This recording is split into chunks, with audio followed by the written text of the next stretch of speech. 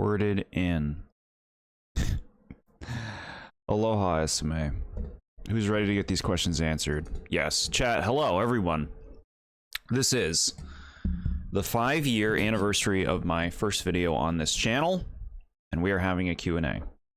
Everybody was able to submit their own questions on Discord and YouTube for me to answer, and I am very thankful for you all for submitting those questions. I'm very happy with the questions you guys asked.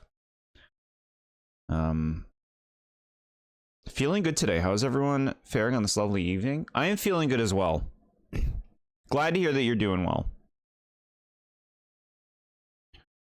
Hello to you, Callie from October. Yeah, chat. We're gonna be answering some questions.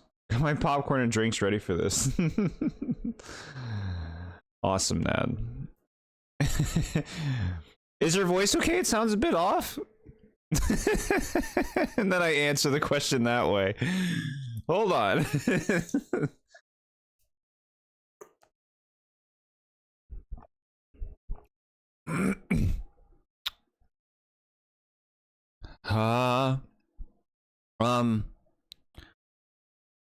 Something's been off today, Jen. Something's been off with me today. It's like I don't know how to describe it, but you're not the first person to say that about my voice. And I don't know what it's from. Really. I'm feeling fine. Everything's great, really. Good sleep too. Thank you for asking. Too much bonanza yesterday. My voice is morphing into the cranky cog voice. Hello, everyone. Is that what he sounds like? Staying up until 2 in the morning, playing and yelling at Donkey Kong might do that to you, yeah? I don't know. I don't know what it's about. But, no, feeling good. Ready for this. I got notes. Visual, media support. The Ghost at the Most is up at, let's see. He lives in the other side of the planet now, so it's probably like 6:30 in the morning there. Jord had us write out our questions beforehand so we couldn't blindside him with unhinged questions without any time to prepare. Now, I will say, you know, you guys are welcome to like, you know, contribute more questions to the Discord if you want on the fly, but there were a lot of things I needed to kind of go through just to be sure that I'm being thorough with my answers. Banana Slamma, yeah. I'm eager to finish it. We had a great stream yesterday of Donkey Kong Bonanza. I feel like it was unhinged. 1:52 in the morning, getting ready for bed right now, but you want to see some of this. It's so nice. I'll be going through the questions in the order they were submitted, so Ghost, yours are early. Early questions. Okay, first question is a big one, though. This will only take a minute. Can't watch because you don't want spoilers? Sure. No, I get that.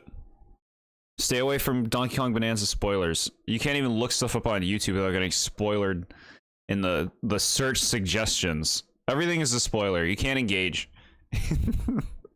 You just can't engage at all until you've beaten the game. Okay. You have no idea how badly I wanted my first question to be the first one you got. Well, you got a number second. You got a number 2. No DK tonight, just good old-fashioned Q&A. I mean, we'll see how long this Q&A takes and how I'm feeling after the fact. Because I'm not 100% against playing some more DK Bonanza. You don't watch a ton of YouTube though, so you're good on that. That's good. That's good. Okay. Yeah, this should be good. I'm not gonna put music on or anything, chat. If you want your own music, you can put something on. I'm not gonna subject you to what I choose. 10 hours minimum. What, with me talking about stuff? You saying it takes me forever to talk about things? Sure.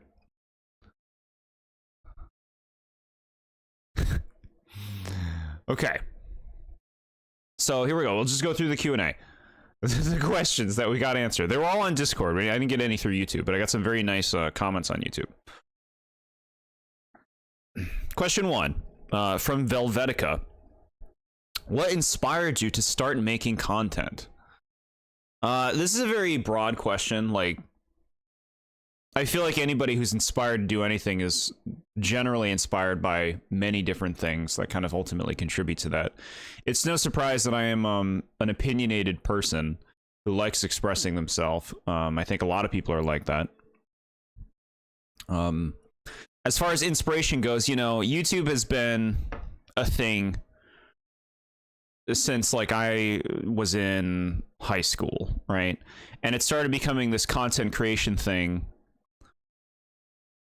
I would say in like what, early 2010s was when it really started taking off, and you really started seeing a lot of people jump on board. And it was when you started seeing a lot of people doing review type content of all different sorts. Now, back then, I would watch various ones, but not a lot. It all kind of came very quickly to me, where I discovered, I guess I would say, the Nostalgia Critic first, which is not a game reviewer. The Nostalgia Critic reviews shows and movies from like the 90s and 80s and stuff. It was stuff specifically from that era. I believe Nostalgia Critic still makes content. I have not watched Nostalgia Critic in a very long time.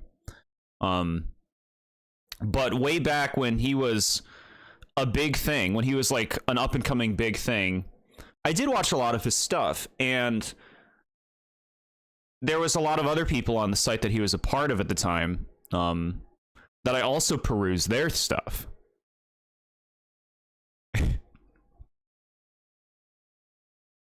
And so, like I said, most of it was like television movie type things. But then eventually you started seeing people who did video game stuff. And the number one that comes to mind for me is JonTron. Which JonTron's gaming review content way back in the day, before the stuff that he makes now, which has nothing to do with games, way back in the day, like there's some entertaining videos, and it was a very new, fresh thing at the time. And you know, there were others similar to him, like TheBoredJord and other things like that, which I, you know, sampled as well. There's a lot of stuff like that going around, but there was a big like people expressing themselves and their thoughts about video games on the internet, and all that kind of stuff. I see a lot of people who do the kind of stuff that I do and that a lot of you guys do, which is, you know, make video game related content videos on YouTube. A lot of them will say their inspiration is Angry Video Game Nerd, which I've barely seen anything of. I've seen like a portion of a video or two from him, and I don't care for what I saw personally. His sense of humor is not really my thing, but that was much later after the fact. Like maybe if I found him and watched him back in early 2010s, but it was like after the fact. Everybody would always be like, Angry Video Game Nerd, this and that, and I'm like, what? And so when I gave him a shot, I'm just like, I'm not really feeling this. But a lot of people will say that for inspiration. Now, I wouldn't really contribute my inspiration to making, you know, video game review content to any one specific source. But if I was going to, I probably would say JonTron. Because, like I said, I liked JonTron's videos back in the day. Now, when I started making videos in my own personal time, I wanted to do this for a long time before I actually released anything. And I would work on various things. I have some old video attempts that are in a folder called something cringe. Because, you know, it's a very different style from what I do now. There was a huge focus on humor, and it's just a little hard for me to watch now. But none of those ever saw the light of day. And as I've grown older, I am much more interested in talking about game design, talking about the things that I appreciate and don't appreciate. I'm fine with putting some humor in my videos still, for sure. Who doesn't like humor? But I'm not interested in making that like the focal point of my videos, I guess. I'm more so interested in giving my thoughts on stuff. And that's how I would say I kind of differentiate from JonTron. And a lot of those people of the time who were very focused on being about humor. But no, I'm interested in being more critiquing in my content. And so in that case, I would actually move my inspiration over to Matthew Matosis, who is a YouTuber. I'm not sure if some of you know him. He's made some very well done reviews on different things, including the 3D Mario games, the 3D Zelda games, and the Metal Gear Solid series, as well as a few other things. He has a great mind for analysis and approaches games in ways that you wouldn't really think about. Like some of the things that he thinks of with games is very interesting. So I would almost say that he's kind of like the biggest inspiration for how my content really is. I would say, like, you know, JonTron, Nostalgia Critic, that older era of like early internet critics was like the inspiration for wanting to express myself on the internet. But in terms of how I was expressing myself and what my expression was about, I would say Matthew Matosis. If we're going to attribute it to like a YouTuber or something like that. But yeah, no, it took me a long time to actually get myself to create something that I felt was good enough or feel confident in making and creating. You had a dream the other day that you were at the final boss of Bonanza, and it was bizarre since we'd only just started the playthrough. Funny. If you saw JonTron, did you see early Game Crumbs in that case? I have, yes. I've seen the John era Game Grumps, and I've seen some Dan era stuff too. What I don't care for about the Dan era stuff is there's not really a lot of talk about video game design. It's more so like a comedy show, and a lot of comedy that does not hit today. And like you're learning, I'm very interested in discussing game design. You see it a lot in my streams. We get enough humor during the streams. Thank you. I'm glad to hear that.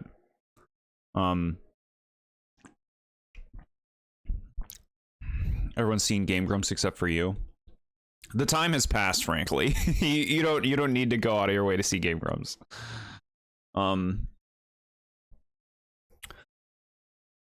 Yeah, so I guess that's the best way to kind of sum up the inspiration on that.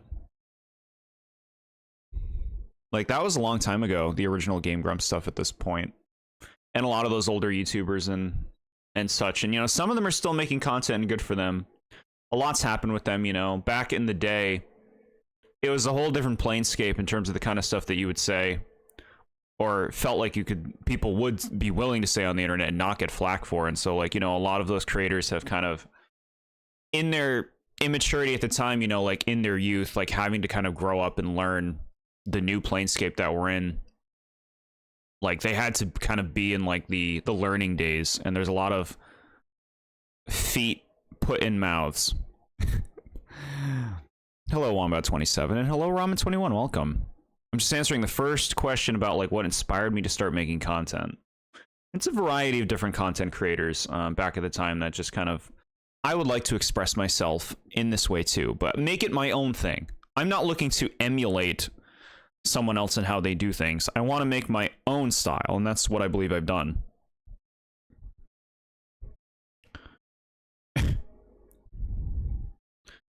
So yeah, I think that's sufficient, right?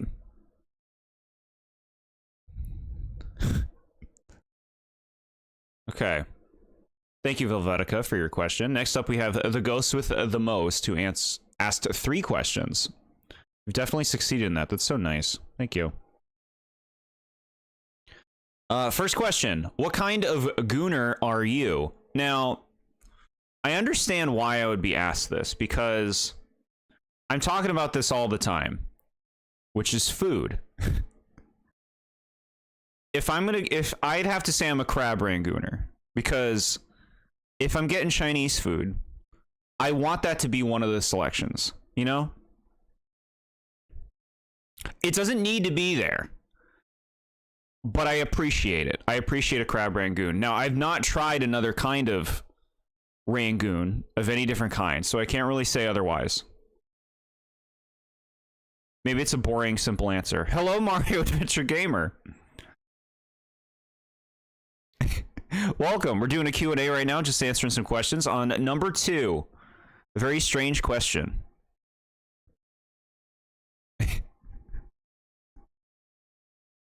How does one get popular animating and talking about retro stuff, Jord? Please tell. I need answers. Popular animating, talking about retro stuff? The way you get popular about anything is doing something that you genuinely enjoy doing and are passionate about. That's the ticket to whatever it is you're doing. You're genuinely enjoying it and you're passionate about it and you're, you know, putting your all into it, then it will resonate with people.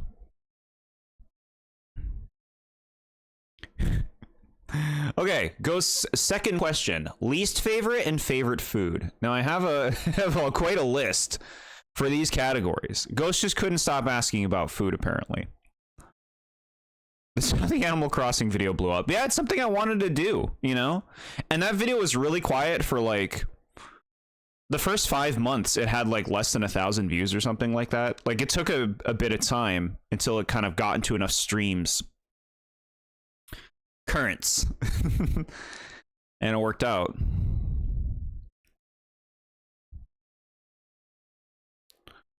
So, least favorite foods first. You asked least favorite first, which is interesting. There isn't a lot of food that I would say I don't like. And even the things that I picked, I wouldn't say like I absolutely hate these. Like most of these I can eat. If, you know, needs must or something.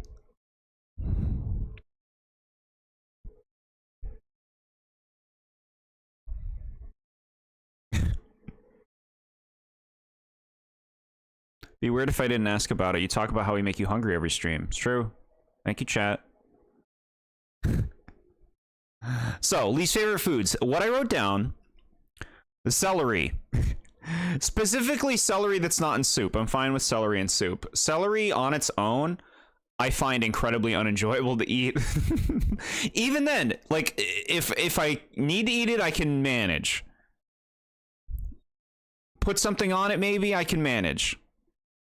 But, like, the texture, the straw, and you chew it for an eternity. Like my earring, chat? Are you still able to ask questions since you couldn't think of many beforehand? Of course you can. I'm going in the order they were asked on the Discord. If you want to put the questions on the Discord, you can. That would be easiest for me, so that they're not just being interjected into chat. But either way, really. I'll be open to more questions once we're done, the ones that people typed in as well.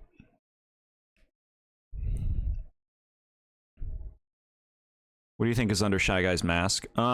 The thing that you see in Luigi's Mansion when you take their masks off. They just have little faces. Druid tattoo jump scare. You want it, chat?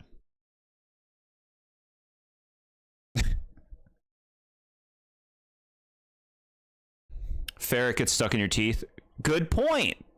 Celery with peanut butter. I haven't had that in a long time, like since I was a kid. I feel like at that point I'm enjoying the peanut butter, and then when you get to the celery, it's like time to start chewing. Mushrooms.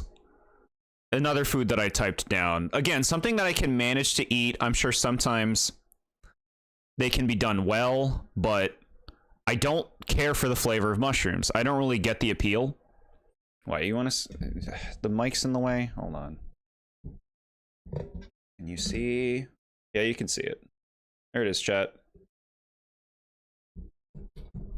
Okay. It's my only tattoo.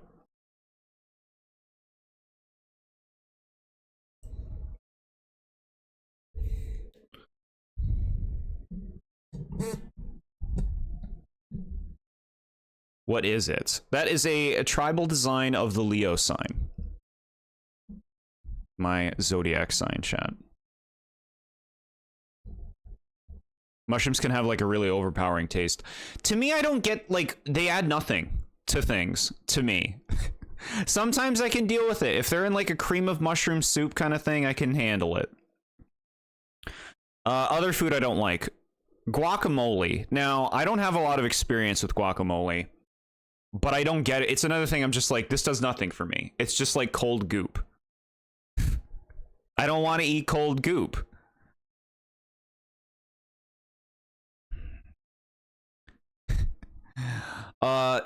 Now tomatoes is written here because I can eat like tomato based things, but I do have somewhat of a tomato allergy, and like raw tomatoes I don't really get it.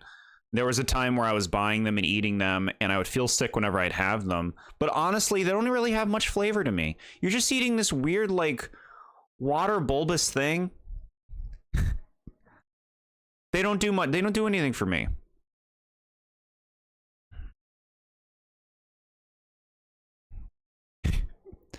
You're a Pisces, very cool. You tried mushrooms with pizza. You can eat it, but I feel like you're just eating mush at this point. Sure. I guess you are technically eating mush. And the last things I have written down are energy drinks. They taste and smell horrible to me. And I wouldn't want to put that in my body. And same thing for alcohol, which I've barely ever had. I tried it once, maybe twice, like a sip of champagne. No, not for me. I don't get it.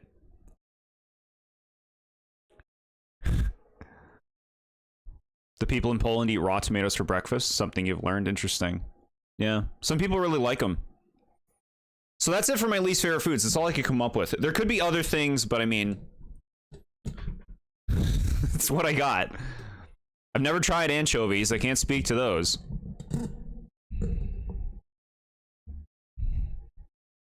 Yeah, some people really dig energy drinks. Now, favorite food. If I have to pick one, I'm probably going to pick pizza, which I had tonight. If I'm going pizza, I like a plain cheese, but I'm open to a buffalo chicken. Or even like some spinach on it. But yeah, pizza's pretty great. Now, other things that I put for favorite food. Italian dishes. I love Italian food. Chicken Parmesan, chicken Alfredo. Huh? Breakfast food. Eggs. You know, eggs, toast, bacon, that kind of breakfast. As well as breakfast potatoes. That part's really important. And pancakes. Breakfast food is great. Love that stuff. Seafood. I know there's some people who don't care for seafood. I think they haven't had good seafood. I like fish and chips. I like baked haddock. And I like cooking up some swordfish sometimes. Very delicious. I used to really like salmon, but I can't eat it anymore. Because I had fatty liver disease from eating salmon. I mean, the salmon was a contributor. So no more salmon for me. Pizza rolls?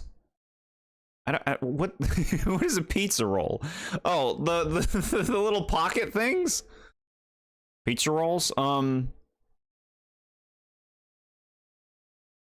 those are all right. I wouldn't say those are anything special. Mozzarella sticks though, those are good. Turkey sandwiches, cheeseburgers, and Thanksgiving dinner. I like the Thanksgiving meal.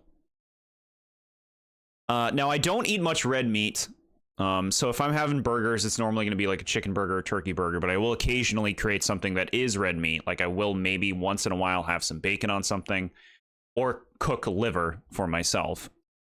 I like Chinese food, like we were talking about with the crab rangoons, but my go-to pick is actually the poo-poo platter. Because they give you a bunch of shit. They give you a big variety of stuff, and it's great. Very satisfying. Duck sauce with like fried chicken things or whatever. That's good stuff. Sweets.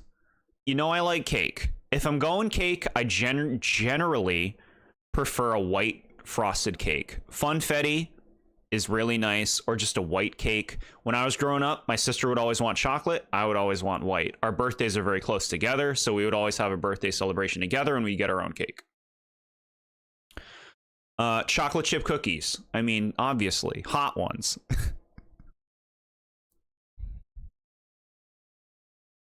Candy. Skittles. Milky Ways. Underrated.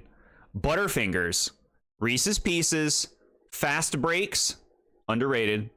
Gummy worms, especially sour ones. Junior Mints. And I like white chocolate. Same thing with my sister. It's Easter time. We're getting bunnies. She's getting a chocolate bunny. I'm getting a white chocolate bunny. Fast Breaks are a Reese's like candy bar that have peanut butter in them and like some other stuff. They're really good. They're really good, chat. Okay, that's all the food I wrote down.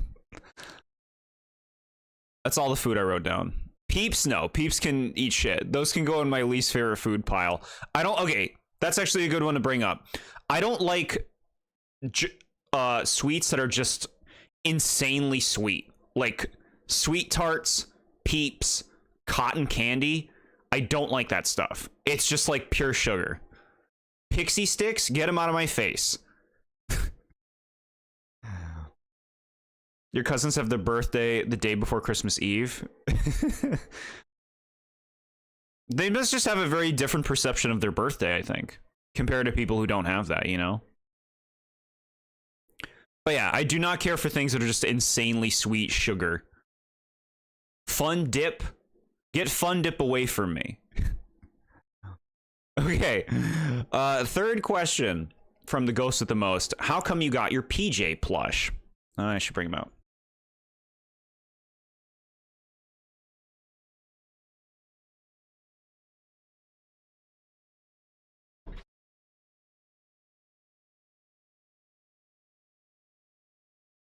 Marshmallow candies you're not a fan of, just bringing it up to see if you're an anti-Pete person, because I can feel validated.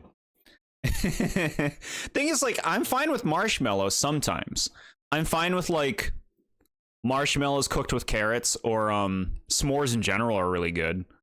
But marshmallows can very easily cross the line into way too much. First day you were here, you got a cotton candy stick that was like 3 times bigger than my head. Wow. It's been a long time since I've had cotton candy. Now this is PJ. This is a plush of a character named PJ, the Pugapillar from Poppy Playtime. I got this plush because me and Ghost played through Poppy Playtime on Discord. Ghost had done well in a trivia and redeemed Poppy Playtime for me to play. I really dug this cute little Pugapillar named PJ. I really liked his design. And I saw that they had a cute little plush of him. I love the color palette. And I'm just like, that would be a cute little thing to pick up. Because I like, you know, surrounding myself with the characters and things that I enjoy. That is why I got the plush.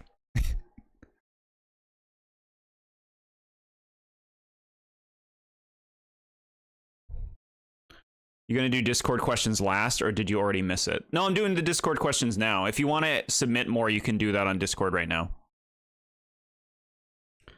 Thank you for your questions, Ghost. No cute Bunzo, yeah. No cute Bunzo plush. All right, next up, Nad has asked 3 questions. First one, where did the concept of Meowlin come from? So if you're not familiar, chat, Meowlin is the mascot of the channel. Now, as far as the concept, you would have to ask the creator of Meowlin directly to really get the details. But Meowlin was created by a very talented fake Pokemon artist who constantly sells designs of theirs on the X platform. Their name is Luis Brain, or Luis Gonzalez, Scribblepod. And they put up auctions for new designs of theirs all the time that you can buy on X. Now, I think that the Monk Cats, which is what I got, was a really, really nice snag. These designs, I think, are something else. Let me... All right, so are you ready, chat?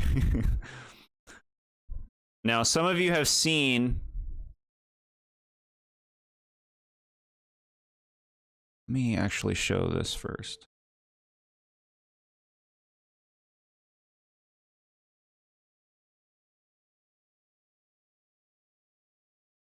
There it is, chat. This is the original auction. This is the original auction. And you can also see in this image that there's a tiny cat next to Meowlin in the bottom corner. Let me bring this up and make it bigger.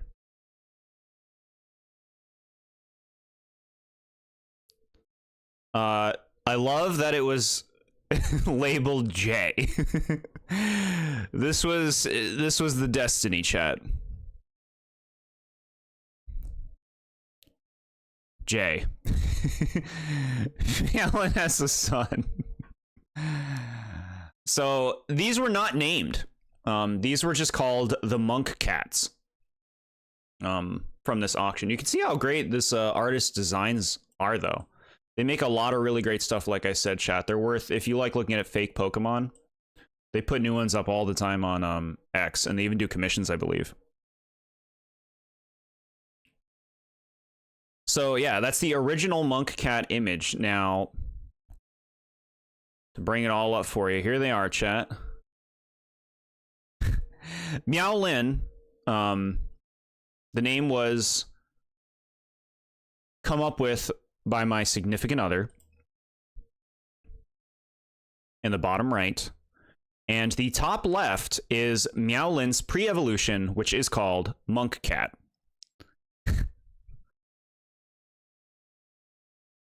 But I think these are absolutely wonderful designs. So I got these before I even released any videos.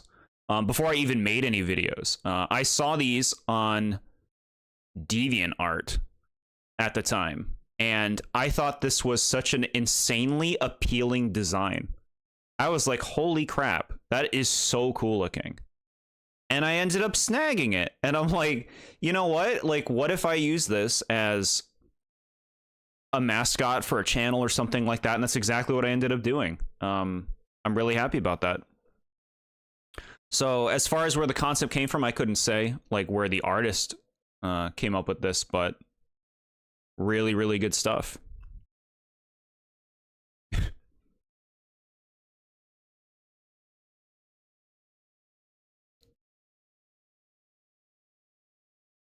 Monkcat and Meowlin. They are fighting psychic type Pokemon. With like, I'd say like fairly Lucario-ish energy. Oh my god. Meowlin has a son. No. Beta Meowlin. Yeah, my wonderful artist, Pancake Hime, has done a great job of giving Meowlin a lot of personality with all of the art that I've commissioned from her, which I really appreciate. Okay, Nads, second question. Looks amazing. Thank you, chat. Why add the word bored in your username? Your videos are anything but bored. Now, my username, TheBoredJord, was created by my significant other. They came up with it. I came up with my own ideas for names, and honestly, they were pretty lame for the channel. They were pretty lame. I restrained myself from even sharing them. But back in the day, and this was like even quite a while before 5 years ago when this channel started, I would often say that I was bored. I'm never bored anymore. I think that being bored is a result of your perception.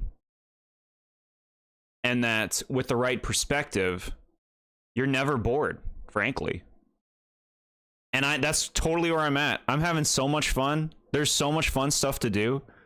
And I think that the ticket is putting yourself fully in what you do, you know? Putting your all into something, like being fully present for the things that you engage with, and you will never find yourself bored again. But it rhymed with Jordan, well, Jord, which was a bit of my name, and the names I came up with had Jord involved in them. So, TheBoredJord, and I'm like, all right. With that said, I don't feel like it's a very unique name. And this is what this question's kind of calling out. Why is bored in your username? Your videos are anything but bored. Yeah, I'm never bored. But it works, right?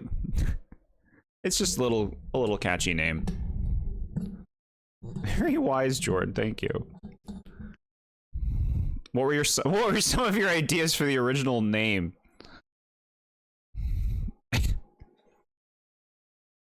Do I have like a list written down?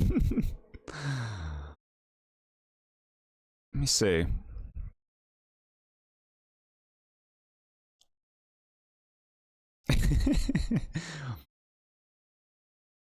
It's got to be somewhere in here. I don't know where it is, but that's all right.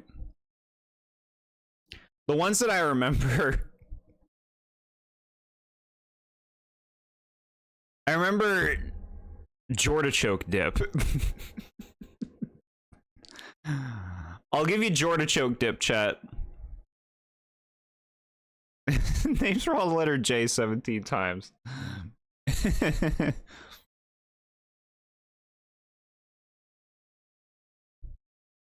Why? BoredJord proto names is lost media.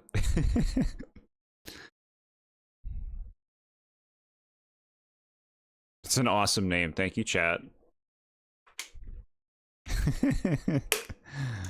BoredJord the jet plane. It's funny you say that because my mom would often call me Jay. And she would call me JJ the jet plane, I think. A few times. You would not want to visit that alternate reality. The Jordachoke dip reality. I also remember Jordacorn. Like unicorn? Third question from Nad. Why the coverage of Nintendo games? Were you a Nintendo gamer growing up first? I think that it is true, yes. I was a Nintendo gamer growing up first, but I also think it's just the stuff that I'm attracted to, the stuff that I like. I like colorful things. I like friendly things and wholesome things. Things that are just like bursting with creativity. And Nintendo is where to go for that stuff for the most part. A lot of other companies are very obsessed with making realistic looking games, which do absolutely nothing for me. I am not interested in playing games that look like real life. I much prefer stylized games, cartoony looking games.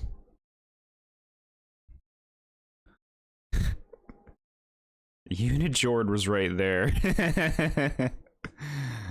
Heading to bed, have a good rest of your stream. Thank you, Ghost. You have a good night. Thanks for coming for a bit. But yeah, like, I like Nintendo games for a lot of reasons. Not even just, like, the visual appeal, but the focal point of their games, how they design their games, the way that they approach it with this mentality of, like, being sure the game is fun to play first and foremost. At least for the most of the time, that's what they go for. And I really appreciate that. You know, like, I know people complain when they change a series in a significant way. But I like that they're always trying new ideas. They're trying to always keep things fresh, and they're trying to make what you're doing with your controller be as,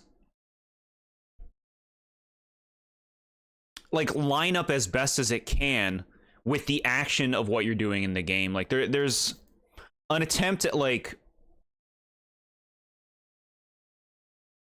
a seamless blending of just, like, not thinking about the fact that you're playing a game. They want you to feel like you're in the game and doing the things that you're doing in the game. And I think that's really cool. Nad, Jordachoke Chip is Jord's unofficial middle name. It was Dip, but yeah. Thank you. Yeah, like, it's, the thing is, if I didn't start with Nintendo games, I still think I would have gone in that direction. Because I like fun. I'm here to have fun, chat. I'm here to do creative things in creative worlds. And Nintendo's got so much of that. There's so much care put into Nintendo series. And when I look at what other companies are doing, like Sony, I'm just, to me, it's like aiming for all the wrong things. Nintendo has this priority. It prioritizes the most important things to make their games timeless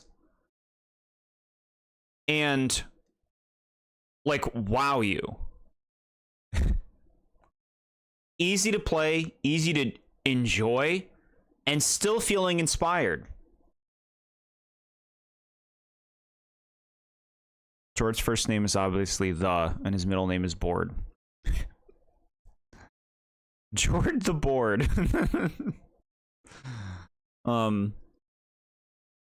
But my first console was the Nintendo 64. I wanted video games for a long time. You know, kids were playing Game Boys in school, and they all had their own games. I'd go to people's houses. I'd go to my cousin's house and play games. And I kept asking for video games, but I didn't get video games until I was in 5th grade. And that was when I got a Nintendo 64 with my first game, Super Mario 64, which I had a fantastic time playing. As for like the coverage of Nintendo games, because I enjoy them so much, obviously that's a big reason why I'm interested, but I've explained how I appreciate being thorough in anything that you do. You know, like if you're going to watch a show, watch the show from the beginning and watch the whole thing. If you're going to play a game, play the whole thing and do as much as you can in it. Get the full experience. And then you have an informed experience. You can say how you feel about that thing, and it's complete, you know? Like, you didn't half-ass it. You didn't, like, not put all of the work into it. And there are so many video games. There are so many video games that you can't be a master of them all. What I like are a lot of Nintendo games, and I've engaged with almost every major Nintendo series. And I see what there is to appreciate about most of them. And so from my perspective, I'm like, well, I like talking about games. I like talking about things. Why not go all in on the thing that I like so much? Nintendo games. And a big contributor to this is the Super Smash Bros. Series. When I would play Melee, you're playing Smash Brothers and you're like, who is this character called Ness? I don't know who you are, bro. I don't care about your stupid town. Like, I don't know who these characters are, right? You think that when you're playing that. You all think that when you see Fire Emblem in that game. You're like, this is stupid. I don't play Fire Emblem. Get this out of my game. Boring swordsman. Like, we've all been there. But by the time it came around to Ultimate, before Ultimate came out, I wanted to experience more of the series that I wasn't familiar with Smash Ultimate, because I couldn't really appreciate those things. You know, like I'm saying, you play those characters, you play those stages, you don't understand any of the references, you can't appreciate it. Before Ultimate came out, I played a series of games that I had never played before because I wanted to have some kind of baseline experience with those series. This included Super Metroid, which was my first Metroid game, Splatoon 1, Final Fantasy VII, my first attempt at that game, Super Castlevania 4, and Kid Icarus Uprising, I think, was also during that time. I was playing a bunch of games from series I hadn't played because I love Smash so much, and I wanted to fully appreciate those characters' inclusions, and it did a lot for me to be able to appreciate their inclusion. Like, when you have that, like, experience, you can appreciate the character so much more than, like, character from a game you've never played you don't know anything about. And so that kind of extends to Nintendo overall, where it's like, knowing everything about Nintendo allows me to fully embrace and appreciate everything that Nintendo makes going forward, either in Smash or otherwise, with the series. If they make a new Kirby game or a new F-Zero game or anything, I play as many of those games, so I have the complete ability to appreciate what it might show me that might depend on the other things. I like knowing the full story, the full history. Like, it's like I say, if you're going to play a game, play the whole thing, do as much as you can. That extends to the series. Play the whole series, see the whole story, be able to talk about that series with a level of thoroughness. You see a lot of people online who will throw out statements about things they did not put the work into, and you can tell when they do. And it's like, to me, it's important to qualify the things that you're going to say. I don't want to say something that I don't feel confident in saying. And if I'm going to feel confident, I need to put the work in. That's where I'm at. Hey, James, we're doing the Q&A.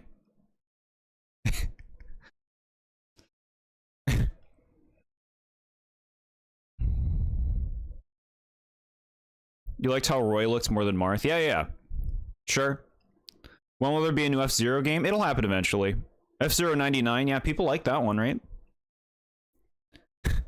So that's a lot of like why I've kind of committed to Nintendo. Nintendo is something I'm so familiar with already, and I enjoy the game so much, and it's like I can cover as much as I want of Nintendo so that I can actually be an informed source for talking about anything Nintendo. Do you have any tattoos? I was showing it off before. Chat, you know I have one. You see it? He sees it.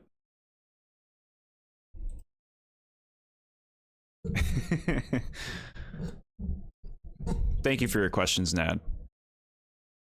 A lot to say. Okay. What is it? That is a tribal design of the Leo sign, which is my zodiac sign. From Shadow Master of Armageddon, locally known as SMA. How long have you had your cute little kitty cat? So, chat, if you're not aware, there is a cat who has shown up on stream before a few times. His name is Hobbs, which was the name he had at the shelter. We didn't change it. Thing is, we don't really call him his name. I call him Kitty. I call him Little One. Cat jumps. He's out and about. We got Hobbs. Here's the thing. Hobbs is technically not my cat. It's my roommate's cat. But he's like, you know, he like lives with us all. We all take care of him and love him. We got him the end of January in 2021. So we've had him for about 4.5 years now.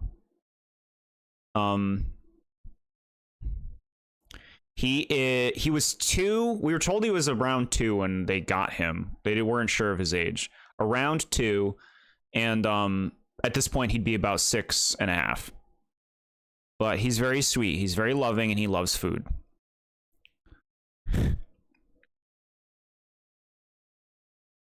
Not like outside, right? No. We got him at a shelter.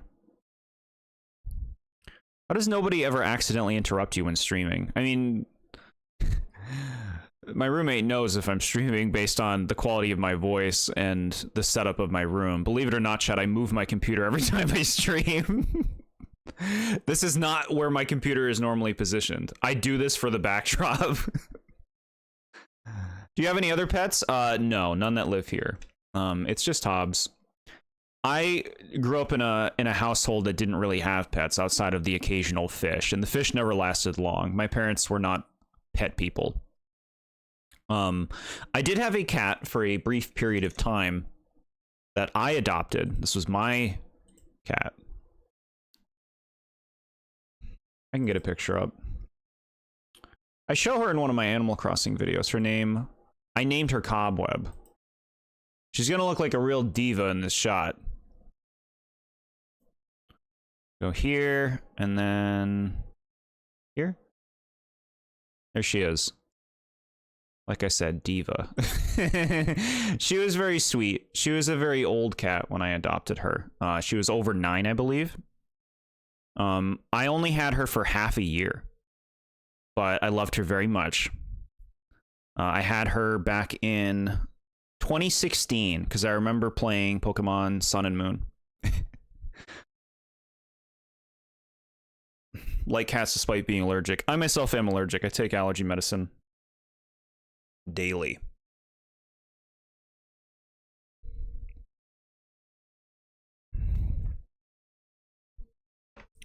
But yeah, she was really nice. She was very sweet. Very low maintenance cat. She just would want to sit on her windowsill and look outside all day.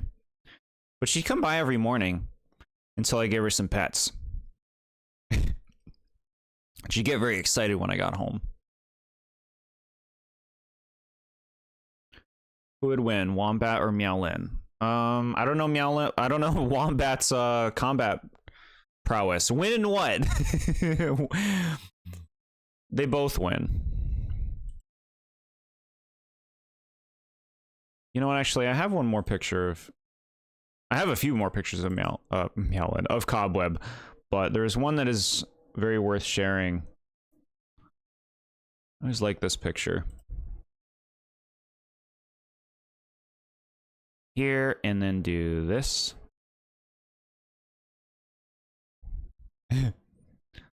See, she was sweet. She was a sweet kitty.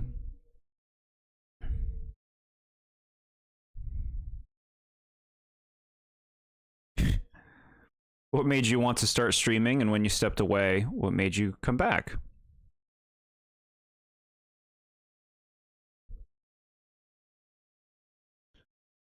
All right, I'll answer this question currently. I've tried streaming several times in my life. You know, I like entertaining. I like playing games with people and experiencing it together. She wants the pets. Yeah, she's so sweet. I've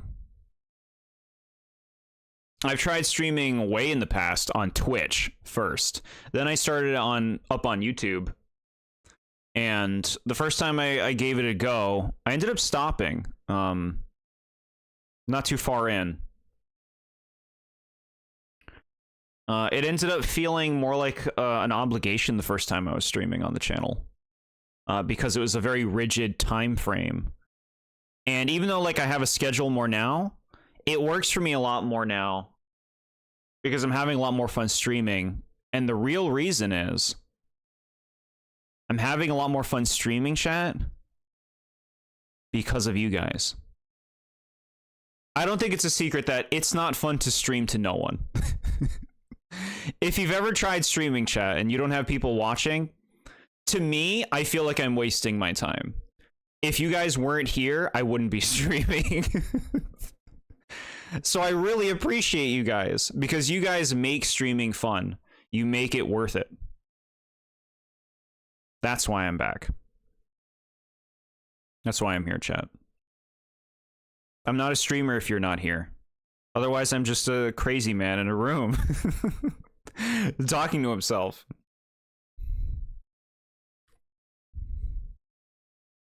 You got Skittles from a mom's friend? That's so sweet.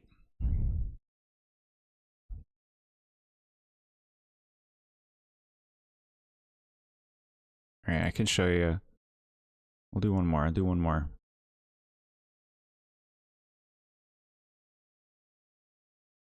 This is just her being funny. I would think I was not familiar with cats, chat. So whenever she would do stuff like this, be like, what are you doing?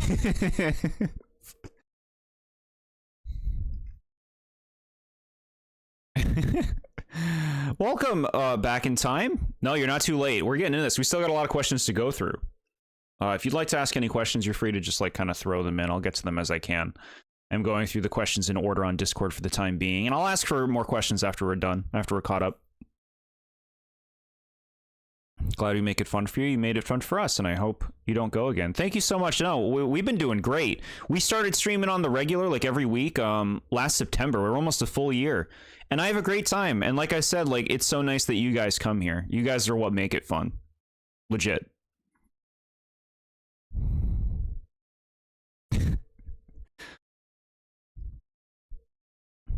Cats hate each other, but they love attention from humans.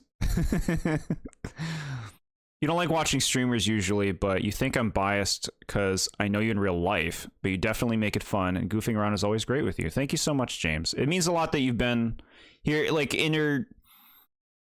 not the right word. Interacting with me through a streaming format for so long. That's really great. It's nice that you keep in touch. Like, yeah. Okay. Got that. Thank you for your question, SMA. Next up, the one who spouts nonsensne has asked me, what is one game series you have never tried and never will? So what I wrote down, there's a lot, okay? There's a lot that I could probably come up with for this, right? and I came up with the answer Fortnite. Now, if you know me, I don't like competitive things because I think they're unhealthy for one's mental and emotional well-being. But on top of that, I think Fortnite is embarrassing. It's just like run around in a outdoors as these characters that do all these lame dances,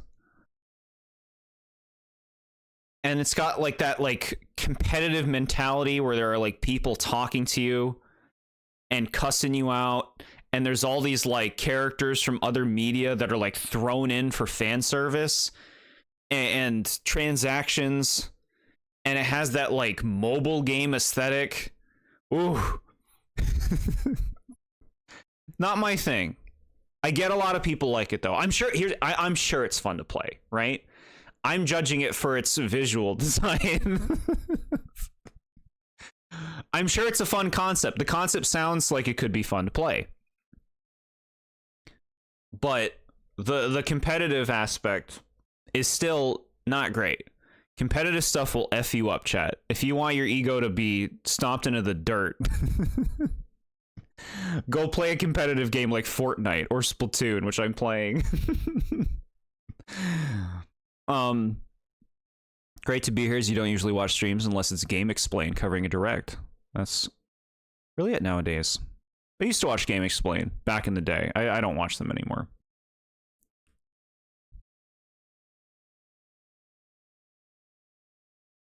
You never use chat when you play because of them. Yeah, no, it's a trap. Don't ever play an online game with some randos with chat on. But like, there's just like, when I look at the characters in Fortnite, when I look at like all the, look, you can be Naruto with a gun, I'm like, no, stop this. I am so happy Nintendo does not respect them. I'm so happy for it, bro. Please don't sacrifice your character's integrity and put them in Fortnite. Holy crap.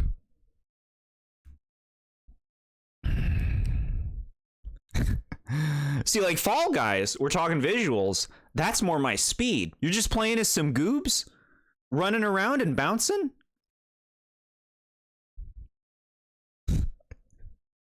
Would it still be a toxic nightmare? Yeah. Mario and Fortnite. No, I don't want to see it, chat. You know I don't like guns. Realistic guns.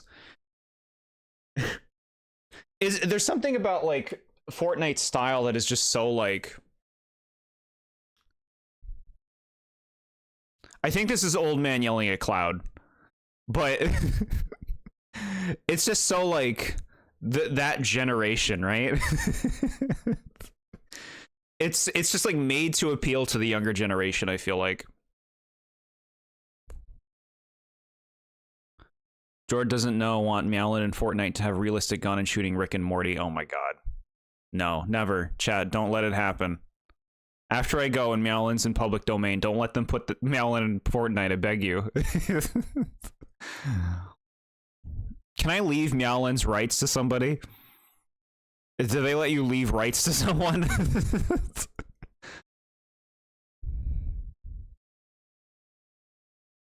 They almost put Samus in Fortnite but didn't because it couldn't be Switch exclusive. Here's the thing. Nintendo does not need to stoop to the lows of Fortnite to make money, unlike all these other companies, right? Desperate to sell their extinct characters. Fortnite is just clout, the shooter game. Why play this game? Because you can be anyone in pop culture in general. Yeah, I hate that, chat. I don't like crossovers that are just anyone from anything. I don't want to play as fucking Family Guy in my video games. Get out of my game. Wait. That's me. That's me. I've seen a full playthrough of Live Alive.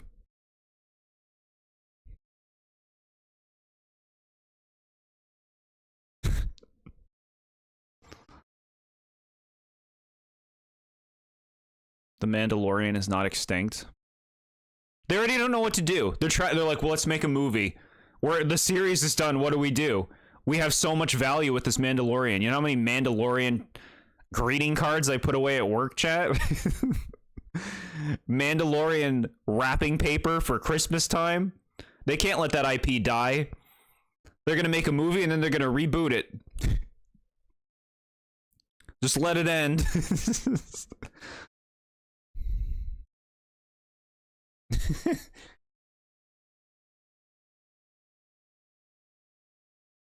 Okay.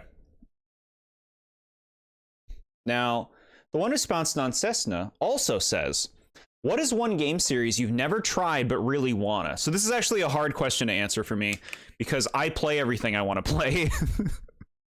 Like, if I'm interested, I go out and play it. And you specified series. What I came up with is Astrobot, which I've seen a full playthrough of the new Astrobot, even all of the DLC. I've seen the whole game, but I would like to play it. So I'll say Astrobot, and then I wrote down Chibi Robo because it's a Nintendo series I've not played that I'm curious about, and I wrote, which I've also seen played, and I wrote down Gift Pia, which is some Japanese game that never came to America that I heard is like Tulip. So I want to play that too. Nintendo doesn't need Fortnite. They don't even need to add their forgotten characters in to stain their legacy. Here's the thing, chat. Nintendo has been so smart about how they've been using their characters. The fact that they don't just let their characters be used by anybody and show up in anything. People are like, you're being stingy. And it's like, no, actually, Nintendo is being smart. The number one way to appeal to humans who want to buy things is by appealing to their heart.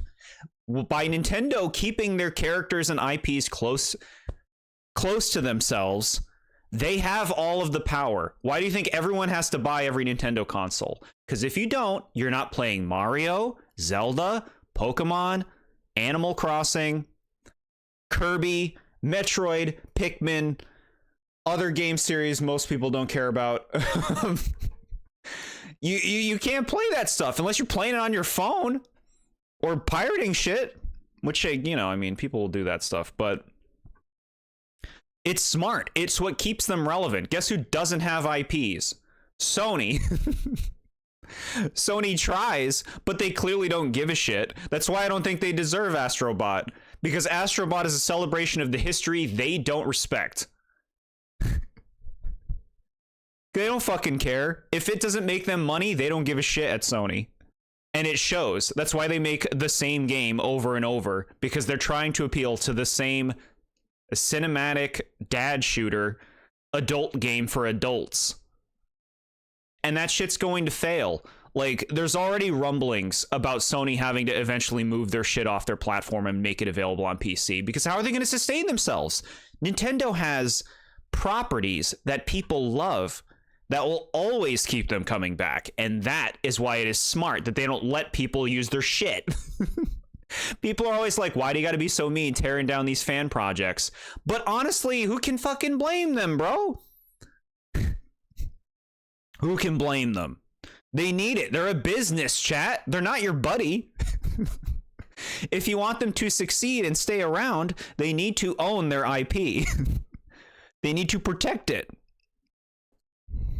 Chibi Robo might come to Switch Online. Yeah, I could see that. Do you think Nintendo would still be a big deal if they didn't keep everything as close as they have? No. No. The second you start letting your characters appear in everything, like you're a Street Fighter character, no one gives a shit. Ryu will appear in any slapped together mobile game. No one cares because he's in everything. How is your desktop turned normally? I'd be facing this way. You want to see you play that Tulip Lake game? I've been trying to find a version that I can play because it never came to America. There's like rumblings about like some kind of fan translation.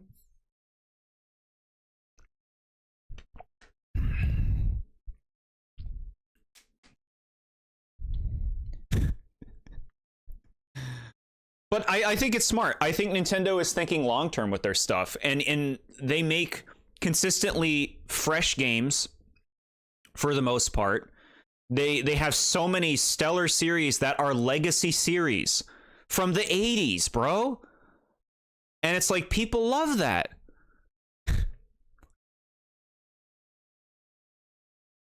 Like, they respect their legacy. Sony and a lot of other companies only respect their legacy if it makes them money. Otherwise, they don't care. And that's why people don't stick around. When it's like, how many people are there who are like clamoring for a new Banjo game? Will it sell incredibly well? I don't know. But you need to appeal to the people who care, who are going for things for their heart. More people are going to care about Banjo 3E than they're going to care about the next Tomb Raider game. Despite the fact that you keep trying with Tomb Raider. 100% agree on that take. That's like getting mad at a pizza place for not releasing their products to other pizza stores because it's unfair. Exactly, yeah. The direction, like, Nintendo is really thinking far ahead. In the next 10 years, Sony games might end up being on Nintendo platforms. We don't know. But everything is kind of crumbling right now with gaming space. Xbox has basically given up. Like, what is the incentive to buy an Xbox? When almost everything on it you can play on your PC. And Sony is kind of ending up in the same boat outside of their handful of big games that don't come out frequently enough. Nintendo recognizes the value of their stuff, and playing that up is so smart. They have so much in the holster. People are like, where's the next this? Where's the next that? They have so much ready to fucking throw at you, bro.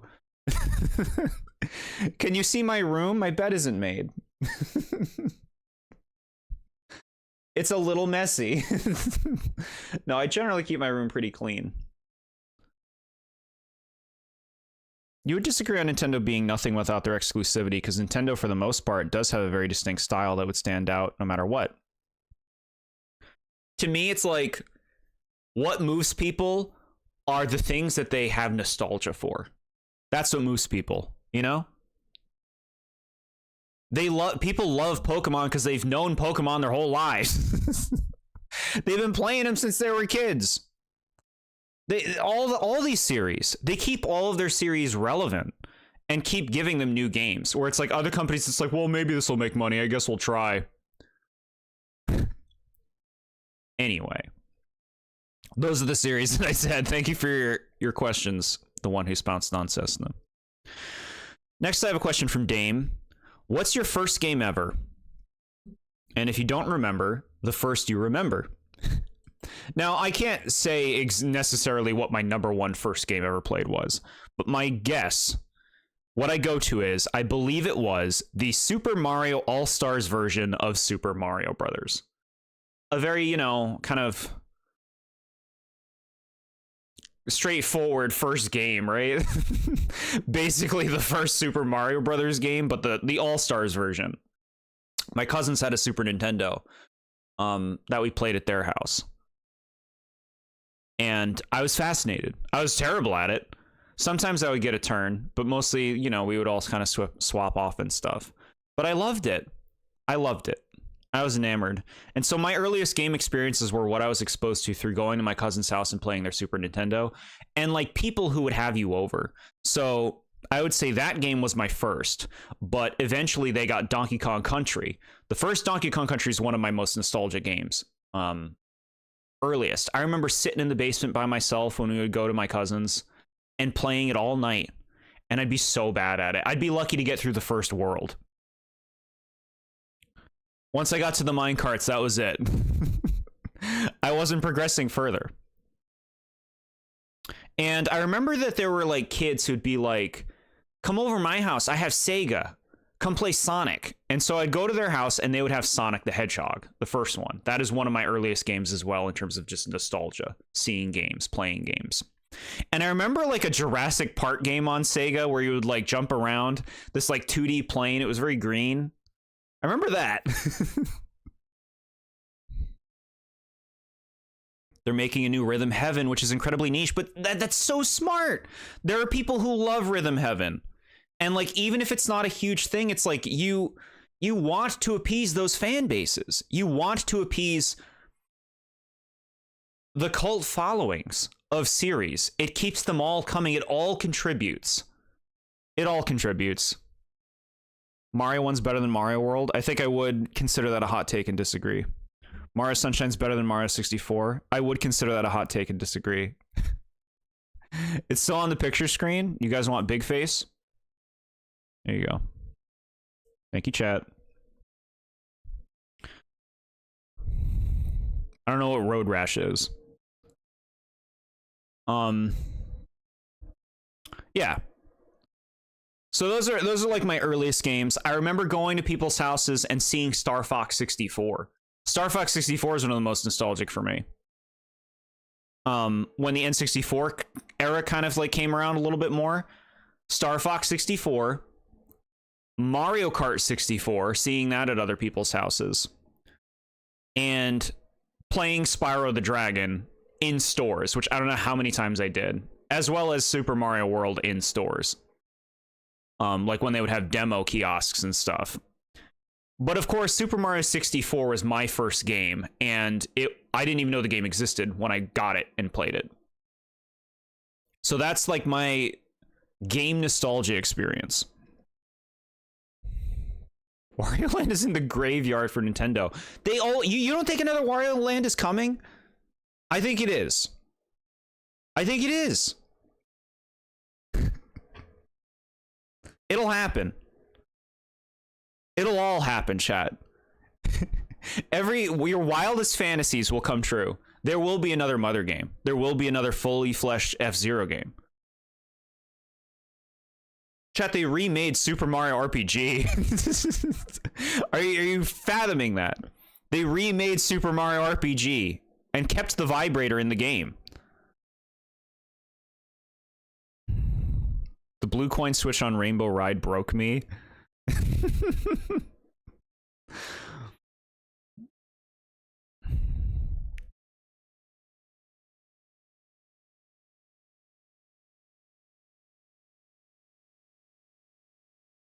Mother's dead? I don't believe it. I don't believe it. You know why? Because it's memorable. People know it. I think it will come back. It'll all come back, chat. There will be a new Star Fox. Wait, that's what it was? That's what people say. I don't know what it was. Wonder if we'll get a best and worst of Super Mario RPG one day. I'd love to cover that game. Yeah. I'd love to cover that. Mother will not come back. Chat, why do you think that? Why do you think that?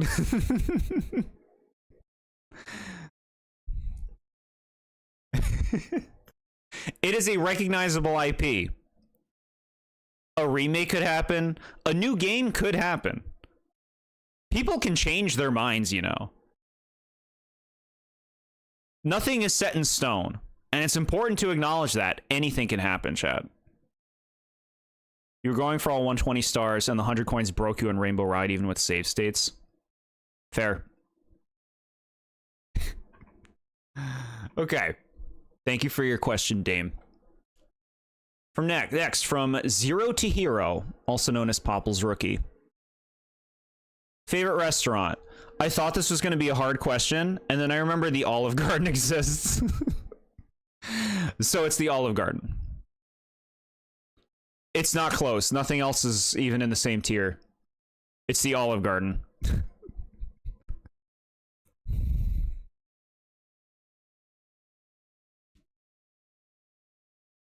Good. Next question. Worst game you have ever played? I really searched for this, chat. I wasn't just going to start throwing out games that I don't like, right? I was really like, no, worst game. Like, just like absolutely like get out of my face game. And what I came up with is a game called Ragdoll Kung Fu, which a friend had me play growing up on the PlayStation 3. And it's this awful 2D fighting game, kind of like Smash Brothers, where you play as these ugly ragdoll characters. That's the one. You can look it up if you want. I also wrote down One Piece Pirates Carnival. One Piece Pirates Carnival, yeah. which is this horrible One Piece party game. It's awful. It's absolutely awful. So I threw that in there. Your favorite restaurant's the Olive Garden? Yes. Nothing comes close. To be fair, I don't go to restaurants.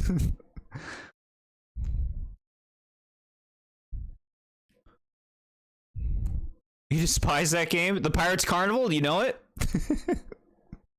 It's really bad. Those are the games.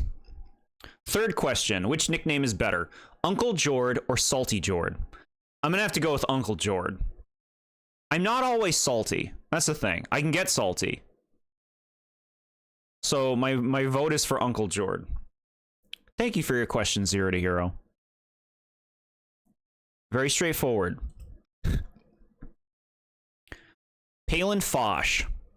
Do you own any pets? So I do not myself, but like we discussed, my roommate has a cat that is kind of like a adjacent pet, I would say. Your family used to go to Friendly's every month when we went to the mall. Friendly's is a nice place. That's a nice restaurant, honestly. They have a good menu. That's a good pick.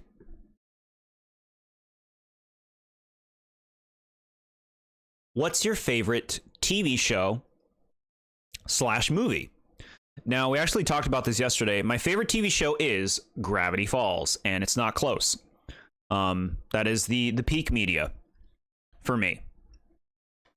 Second favorite show is Wolf Boy and the Everything Factory, which no one has seen but me and my significant other.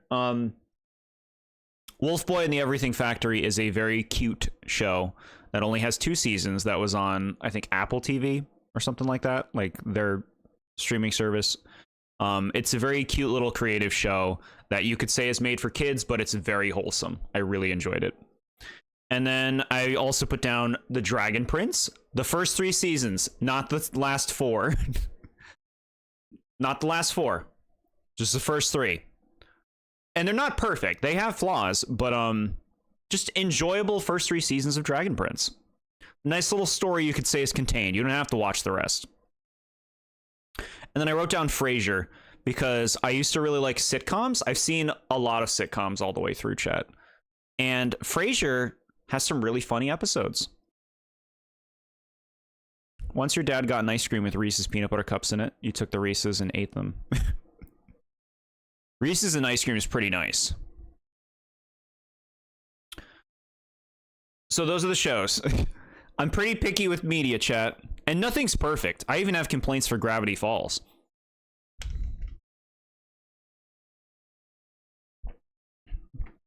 Favorite movie? If I have to pick one, I am picking Wolfwalkers, which is an animated movie that I honestly don't want to share much about. It really fucking pulled me in, man. Edge of my seat watching that movie. So invested. Again, it's called Wolfwalkers. I recommend it. You've seen that, right? Nice. Very nice. It's great. Heck yeah. Heck yeah.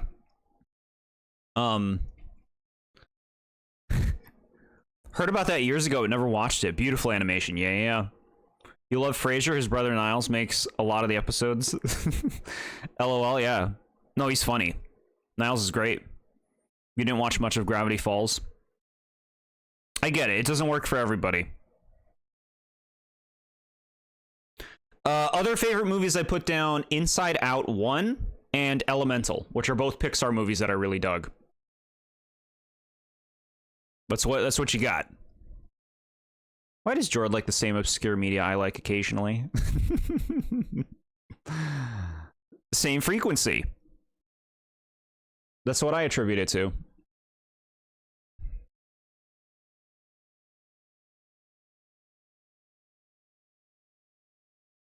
What's your favorite YouTuber? Very, very easy question. Favorite YouTuber, this guy's great. It's called TheBoredJord. And I don't think anything will ever top that. One of your favorite musicians made a song for Wolfwalkers. It's so good. Very cool. Very cool. Did you want other answers for this YouTuber question? I feel like that answer suffices. Fourth question. Is there an upcoming game you're really excited about? Chat gets me. What I'm excited about is I have an answer for this question. You won't put Sonic Frontiers on the poll, correct? Because it's not Nintendo? True. It's true. Okay, so there aren't many games that I get excited about, chat, right? Back in the day, sure. Today I've played a lot of things where it's like not much really gets me going. But I have managed to write down 6 games that I'm really excited about.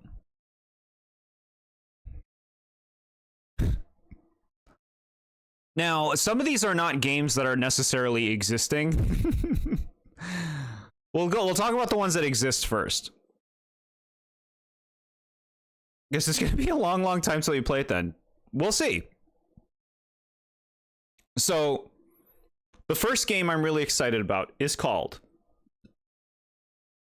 Once Upon a Katamari, which is a new Katamari game that was announced, what, a week ago? I love Katamari, chat. If you don't know, Katamari is a game where you roll around a ball and you pick things up and you get bigger. And it's really dang fun. Katamari Damacy, yes. I love Katamari, chat. I want Katamari in Smash. You're just talking to your brother about that. Heck yeah. There's a new one coming out in October and we're going to stream it right away. I can't wait to play it. We're going to roll up a whole bunch of stuff. Yes, the series is known for having wonderful music. It's very quirky. It's very comfort. It's like comfort food game. And they haven't made a new one, like a completely new Katamari game in 16 years. So, 16 is my favorite number, chat. And here it is.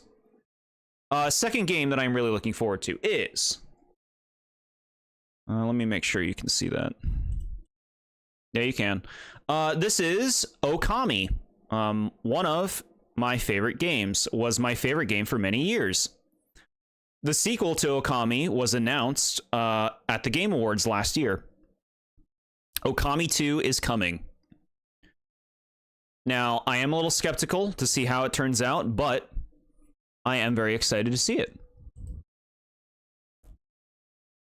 Because I love that game. Google game. Google game. Your dad got Katamari at a library one day, and we were so weirded out, but loved it at the same time. That's awesome. That's awesome. Everything's situated and ready to submit on the 24th. Very cool, SMA. Very punctual.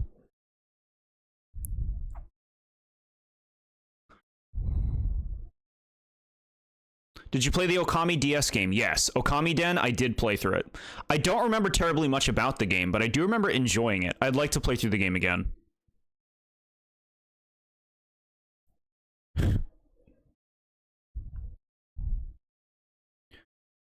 Third game I am looking forward to, and now we're in, like, games that don't exist. Generation 10 Pokemon. Whatever the Gen 10 Pokemon game is, I'm going to be there day one. We're going to basically non-stop stream the game until I'm done it. I'm going to be absolutely obsessed, because I love seeing new Pokemon. The next Paper Mario game, whatever that is. That's another thing, like, I'm going to be right there day one. I'm excited for whatever's next for Paper Mario. Pikmin 5. Because I really like the Pikmin series. I think they're really dang fun, and I think whatever the 5th one is will be fun. And the last game is the next Super Smash Bros. Game. Because Super Smash Bros. Has a level of quality that is just, like, unmatched. The dedication. The references, the absolute passion put into the Smash Brothers games. That'll get me going too. You've never been there for a Pokemon game launch? Yeah. Wow. How is the best and worst video coming along? It's coming along well. I'm in the editing phase. I just have to get footage going, which will take a bit, but been working on a lot of other stuff like that I want to be ready for this month. Stuff that we're going to do. Thank you for asking. Doom is definitely up there in your top 5. That can go in the thing we talked about before. Series I'll never play.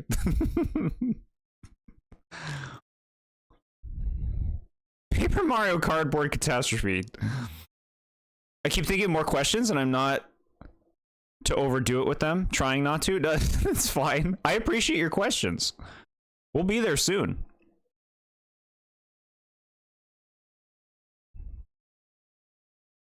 $12 years for Pikmin 5.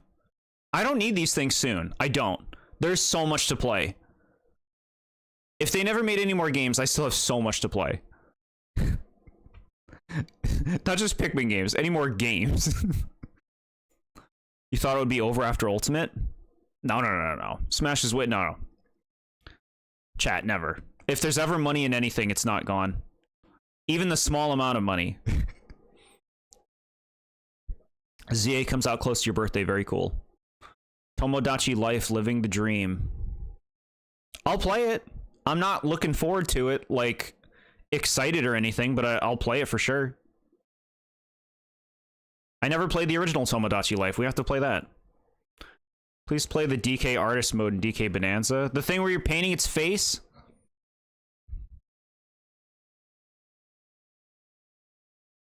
It's good to keep up on shaving. I do it myself. A little scraggy today. Okay. Thank you for your questions, Palin Fosh.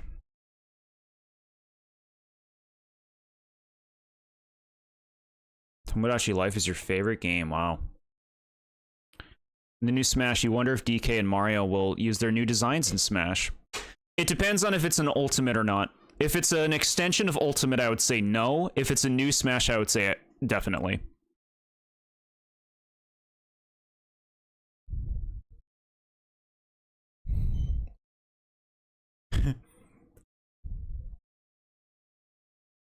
Jordan, have you ever grown a beard? No.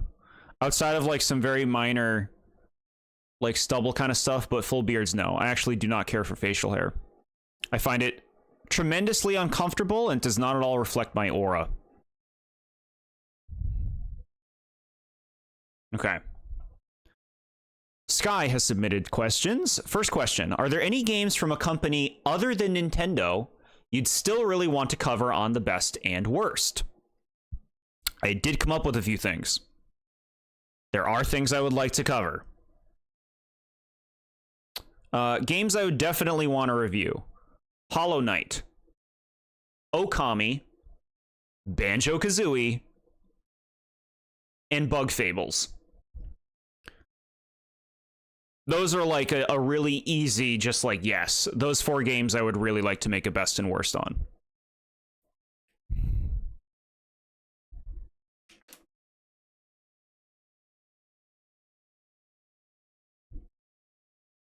TheBoredJord.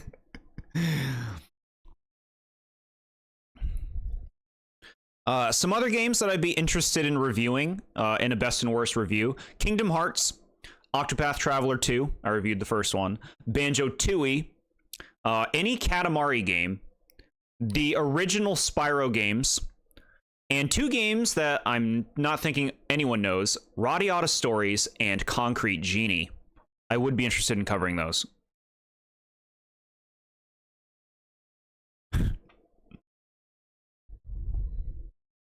So yeah, not just Nintendo. And there's a lot of other things that I'd be open to covering too that's not from Nintendo. But in terms of like my biggest interests, that's where it is. Number 2, is there a series you want to do at some point in the channel's future? Or a series you've considered making and decided to shelve until a later date? Quite a few ideas, actually, that I've started, that I've abandoned, that I've thought about. One of my earliest videos that, like, this was in the era before I started releasing videos. One of my projects was reviewing every Mario Party minigame, and I had started doing it for the Mario Party 1 minigames. I could see doing something like that, ranking the minigames in each Mario Party or something like that. It would be a big video, but it could still be fun. I've also worked on a script of ranking all of the Zelda dungeons, which would be a very big script. It's an idea. It's not a promise. None of these are promises, just ideas floating around.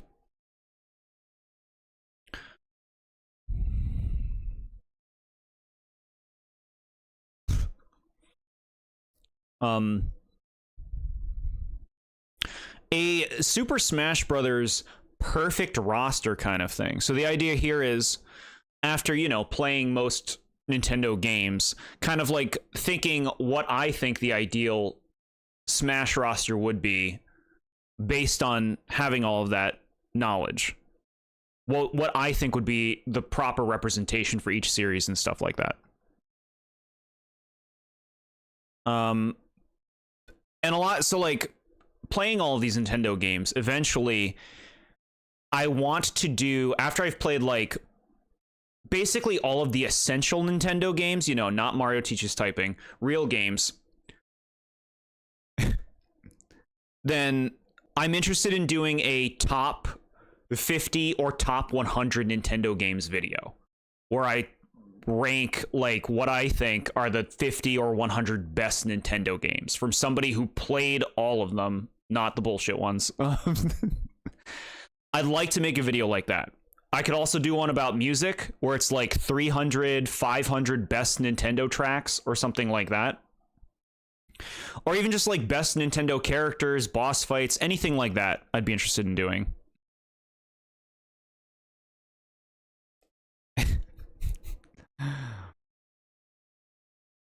So like once I have more of like all this Nintendo stuff under my belt, then I will feel like I've done the work. Because you see people who are like, they make these fucking videos online which are just like best bosses in games, and it'll be like 10 bosses from a bunch of mainstream games that everybody knows, and it's like, you can't just make a best bosses in games video. Have you fought every boss in every video game? No? Then you're uninformed. I get it. Is that realistic? Not really, but there's so many games. How can you just say these are the 10 best bosses of all games? You don't know. There's a lot of games out there. But if I do Nintendo and I play all the games, then I can at least be confident in what I'm saying. Next thing you're going to tell me is Mario's early years fun with numbers isn't a masterpiece. And also from this question, some other canceled projects is, I was working on a best and worst for 2 games that never ended up happening: Chrono Trigger and Ori and the Blind Forest. I'm not completely against covering Chrono Trigger one day. Ori and the Blind Forest I tried multiple times and I fucking hated the game, so I stopped playing it. You could easily tell you my top 10 bosses in video games and final bosses as well. Sure. I get that. And that's from your sample size, which is fine. But these people, they make these videos that are like 10 best bosses in games. You can't just say that, bro. Have you fought all the bosses in games? No, you just looked up a bunch of articles people wrote about their favorite bosses and just put one together off of that.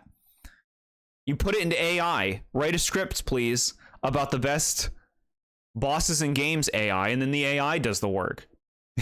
There are channels that do that.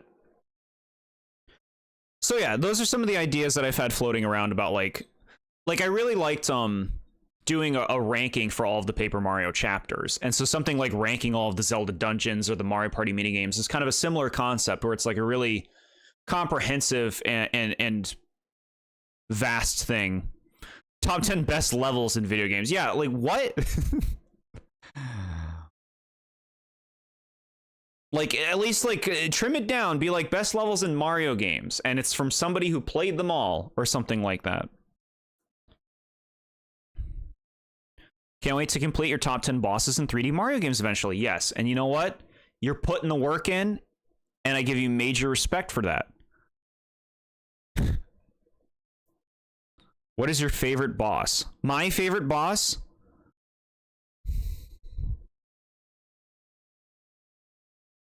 My favorite boss? This is the kind of thing that I need to do research for before we do the stream.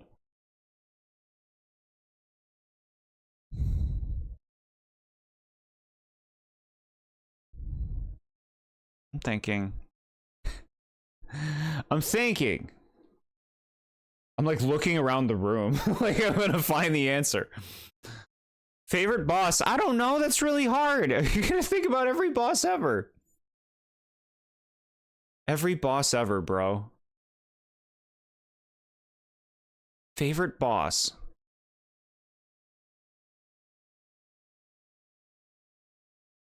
It's totally True Agent 3 from Octo Expansion. That's one of the hardest bosses from Nintendo.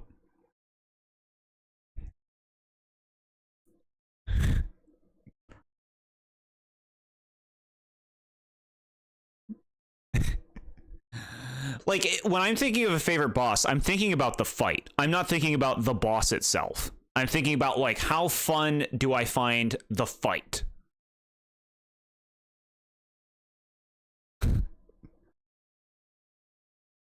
There's gotta be something that's just like, oh, it's that.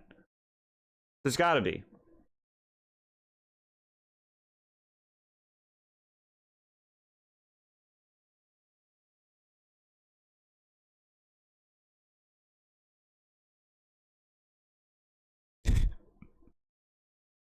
I'm thinking, chat. I'm thinking.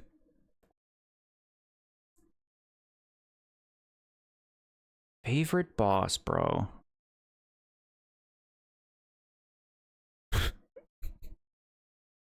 Favorite boss, bro.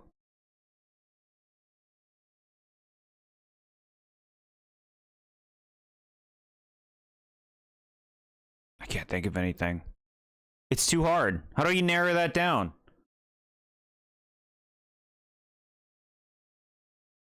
A good boss.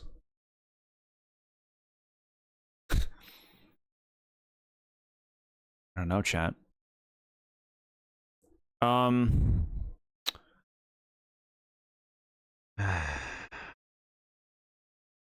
Rova from Ocarina of Time. There's your answer for now.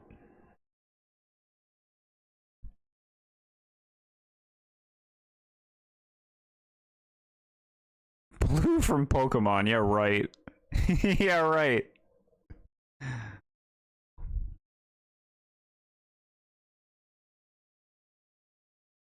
We'll take it. Okay.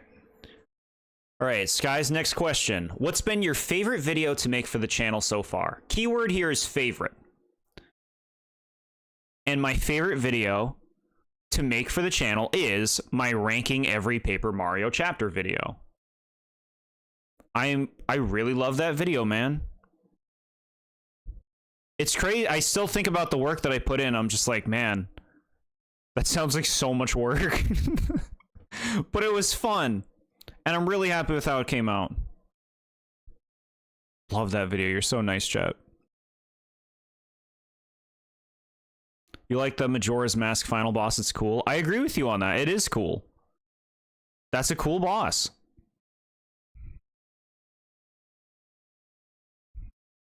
The Fierce Deity's mask is your reward. I think that's sweet. The game, it doesn't, like... If you don't want it to be easy, don't use the mask. And what I mean by that is, your reward for getting all of the masks is that you can just be a powerful, cool badass. You know? That's your reward. That's your reward. And it feels good to be a powerful badass.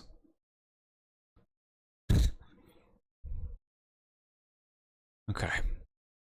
Thank you for your questions, Sky. Ramen21's questions. First up, do you have a favorite song? This is a very difficult question, I feel like, to ask anybody. Like, who has a favorite song ready? Now, I did do some delving. There was a period of time where my favorite song was Ordinary World by Duran Duran. It's a really good song. If you're asking me today, and I'm not talking about video game music, I'm talking about like songs that people play out in the world. My favorite song today, I'd probably say, is "Oh What a World" by Casey Musgraves, which is worth checking out. If you don't know, chat, I almost exclusively listen to video game music. I barely listen to music from bands or anything that is not from a video game. So these are very big exceptions. If I'm listening to music that's not from a video game, it is almost always emotional music.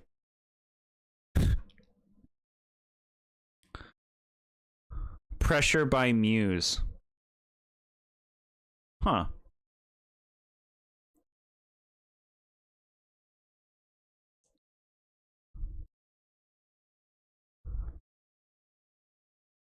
Lots of dedication went into your ranking for all those Paper Mario games? Yeah.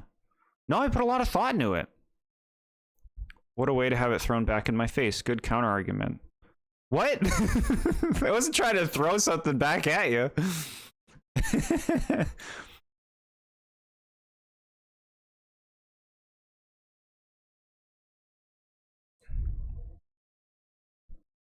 Cool idea that Nintendo would reward you with a powerful form for completing all there is in the game. I like it, yeah. Do you listen to music to get ideas? No. I normally listen to music to feel emotions.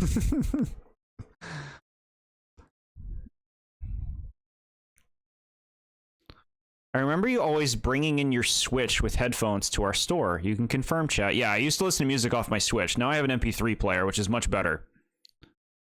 It's much better. I should have gotten one a long time ago. But it's great. I just listen to video game music all the time. If you want to know my favorite video game music, it's from Donkey Kong Country Tropical Freeze, which I make very clear in my review of that game. I even have a video going over my favorite songs from that game.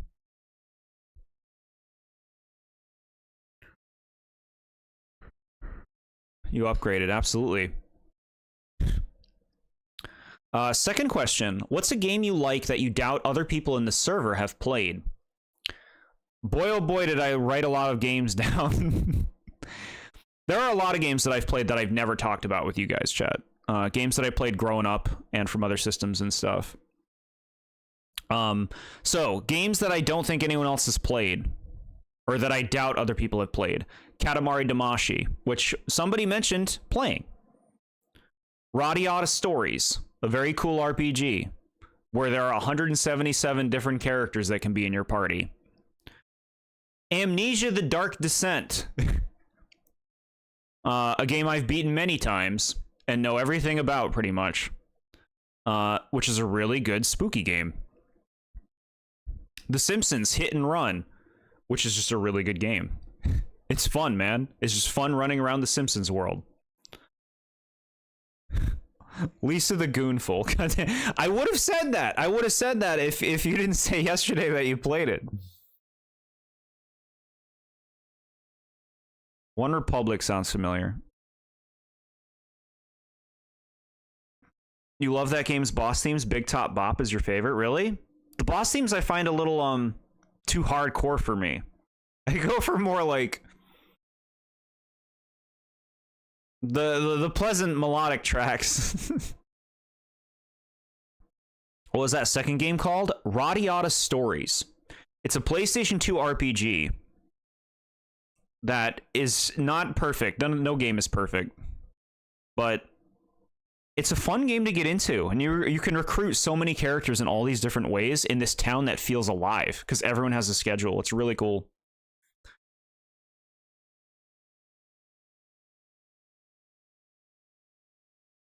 You want to play Hit and Run? Yeah, it's a fun game. It can be hard. Other games that I doubt people have played. New Pokemon Snap, which is really good. So much better than the original Pokemon Snap. Dragon Quest VIII. I dump all over Dragon Quest XI in my review, but Dragon Quest VIII is a pretty fun, like you know, traditional RPG. Julep.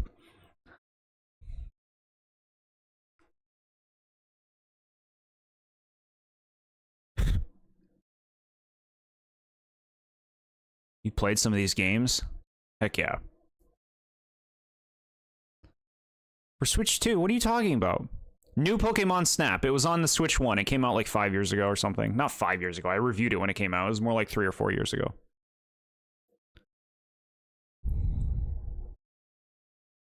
People do have different tastes in the music they enjoy. Yeah, 100%. 100%. Like Amnesia. Very cool. Very cool.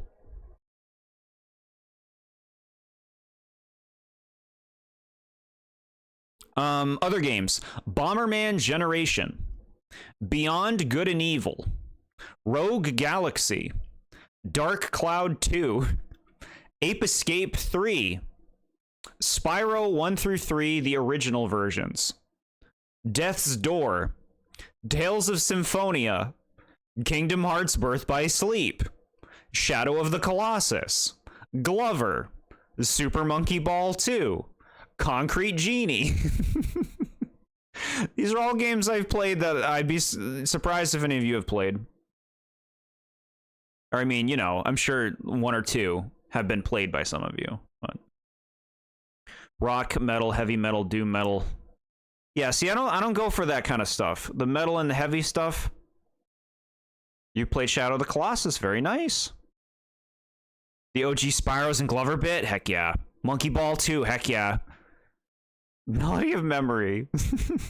Sure. But yeah, a lot of cool games that, you know, aren't relevant at all today, I guess I would say.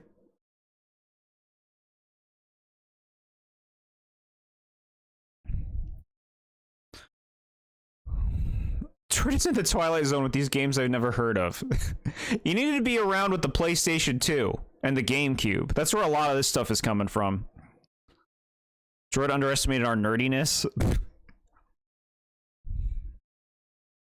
Bomberman on Game Boy Advance. Those were the days. Ew, Game Boy Advance.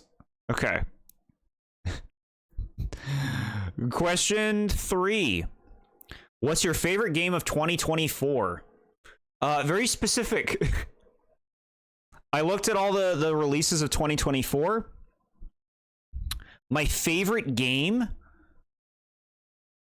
is probably Astrobot, which I didn't play, but I watched a full playthrough of. Then, if we're talking games I played, it would be Zelda Echoes of Wisdom. And the only other game I wrote down for a third game would be Crow Country, which is a cool indie horror game.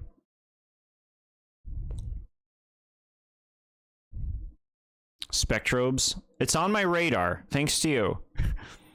You like Spyro Orange as a kid. What does that mean?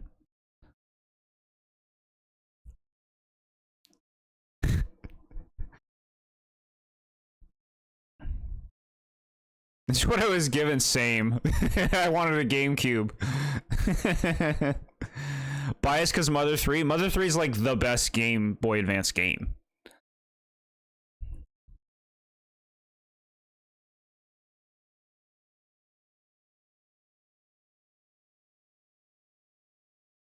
Okay. Those are my 2024 picks, chat. Astrobot, Zelda Echoes of Wisdom, and Crow Country. Spyro Orange, The Cortex Conspiracy, a GBA game that came out. Wow, okay.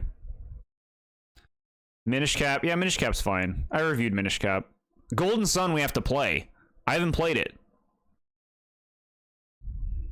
Okay. 4th question. What was the most surprising plot twist in any game you've played? You're not ready. You're not ready for these. There's going to be some spoilers for these games' plot twists. I'll tell you the game first.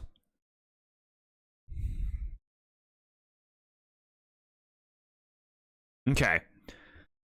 The most surprising plot twist in any game I've played is from a game called Star Ocean Till the End of Time. It's the 3rd Star Ocean game. If you don't know what Star Ocean is, it's a game where it's an RPG where you're in space. You go to different planets. But the story takes you to different planets. It's not like Metroid Prime 3 where you get into a ship and you go around. The story takes you to different planets. And eventually you get to this planet that's like a medieval planet. You spend like 80% of the game there. It's you spend so much time on that medieval planet with like, you know, swords and knights and all dragons and all that crap. Right? You play all that crap. And then you go back to being in space. It's like, oh, I finally got off that medieval planet. And you go to this gate on this planet, this special gate called the Time Gate. And you go through the gate.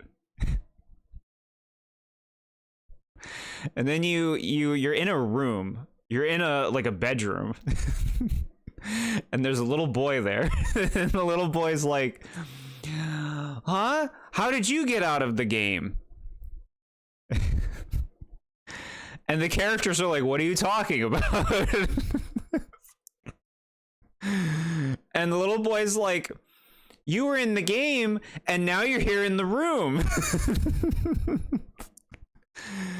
And then you learn that the whole universe that you live in and the medieval planet and all the other planets and everything that was going on, you were like in this whole interstellar war right now, and you learn that it's all in a video game. Imagine you're playing Paper Mario, you're playing a Mario game, you're playing a Zelda game, and you warp into a room and you're like, how'd you get out of the game, bro? Ganondorf's the character, somebody's controlling him, he's just an avatar. That's what the game does. And so at that point, you're then in like the real world. And the war doesn't matter, and everything that happened in the game doesn't matter now, right? Because you have different contexts. Keep in mind, this is the third game in a franchise. They've retconned the whole series now.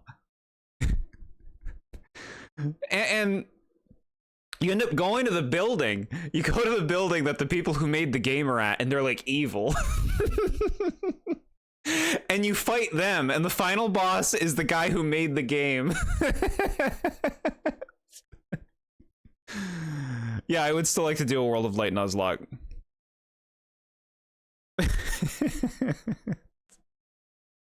That's the one, chat. That's the one. I dare you to find another plot twist that's more than that.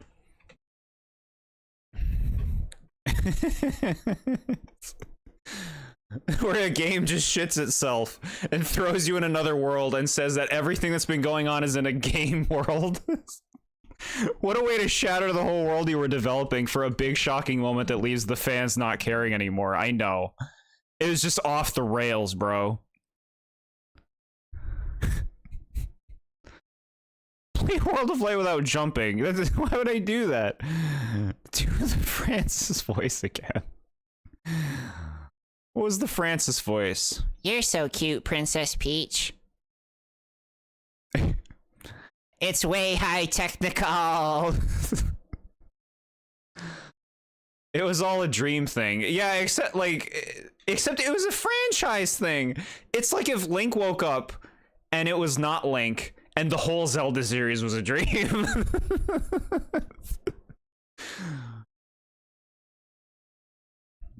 It is similar to the Ralsei voice. Games that retcon things generally get a lot of hate from what I've seen, saying all these games who got invested in mean nothing in the end. Yeah. Yeah. So that one, I have two other plot twists that I will say got me, that I could remember. I'm sure there are other ones that I don't remember from the past, right? It's been a long time. I'm playing games for a long time. Crazy plot twist. Xenoblade Chronicles 1. If you don't want spoilers, stop listening. This one hit me. A little over halfway through the game, everything changes. Everything changes when a good friend of yours turns on you. And it's really well done. I actually think it's really well done. I like that moment. That's all I'll say. Xenoblade Chronicles 1 has some cool plot twists. I also think the Metal Face plot twist is cool. I also think the Face Nemesis plot twist is cool. That's something you do as an April Fool's joke or a funny gag, not a big story subplot in a huge, if fucking like 100-hour long RPG.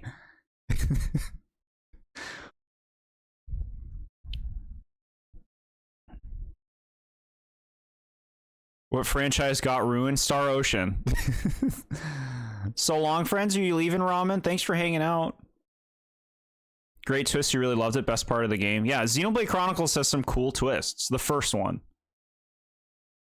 Not listening to the Xenoblade spoilers. Can you do like a thumbs up when it's over?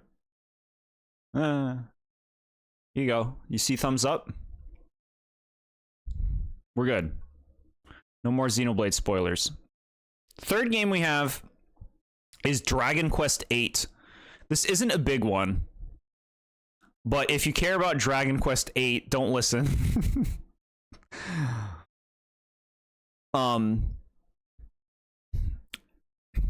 The Dragon Quest VIII plot twist, it's cool because it happens in the post game after you beat the game.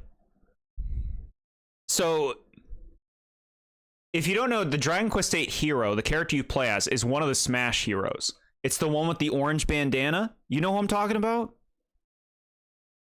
Orange bandana hero from Dragon Quest VIII. So you play the whole game, and the person you are is just some guy who works at the castle, right? He's not special. And then at one point in the game, randomly, this thorn attack attacks you, and it doesn't affect you, and it's not explained. These thorns just don't hit you. And it's like, why isn't he getting hit by thorns? They never explain it in the game. The one with the hamster, yeah, Munchie. That's Munchie the hamster. So then, at the end of the game, the princess of the castle that you worked at, who you're actually kind of have a thing for, has to get married to this horrible asshole that you meet at one point in the game. He's this like chubby kid who's just in it for the boobs or something, and he's just a completely spoiled brat asshole, right? And he has to get married to her at the end of the game. They're like betrothed. And at the end of the game, she doesn't want to. And the king is just like, fuck this kid. This kid's a piece of shit. Let's just fucking leave. And you leave with her. Right? You leave with her. But she had to marry that prince of that kingdom. And then the game ends. The credits are done. And then you can do post-game. You made perfect characters, yeah. Same. Then you do the post game, right? And it's like, what's this post game? You go to this like mystical area, and the little hamster Munchie transforms, and Munchie is actually your grandfather. Spoilers for the hamster. Spoilers for the hamster in in Smash. The hamster is Hero's grandfather. If my camera's shaking, sorry. You meet your grandfather, and you end up learning the backstory of yourself, which you don't really know about. You were just somebody who worked as like an orphan at the castle. And the grandfather's like, you come from this land of the Dragovian people. That's actually what he uses in Smash. He uses his Dragovian sword and shield. It's a super spoiler. They're like these special, almost dragon-like people. And your grandfather explains this story how your mother was in love with this guy, and this guy was a prince of a kingdom, right? You following this? Your mother was in love with this guy who was a prince of some kingdom. And you end up finding out more details and realizing that your dad was the prince of the kingdom that the chubby boy is the prince of. The chubby boy is actually your cousin. The chubby boy is your cousin. So it turns out that you are actually the one who is betrothed to marry her. To marry your love, the princess, because you would have been that prince if your dad didn't leave the kingdom. So you then do the ending again, but it plays out differently because you don't just run away with her because you don't want to be there. It turns out you're actually the rightful prince to marry her too, which I just think is cool. I thought that was clever. And it's like, well, why didn't the vines affect him? You learn because he was cursed when he was a baby to not receive curses or something like that. It makes sense in the game, okay? And so that's part of the lore you uncover. And I just think that's cool. Bye, Callie from October. Thanks for hanging out. The hero from Dragon Quest VIII and Smash having the hamster is unfortunate. When you use the kamikaze attack, the hamster blows up too. That's his grandfather. Anyway, yeah, you know, maybe I didn't explain that whole thing, but I think it's a cool plot twist.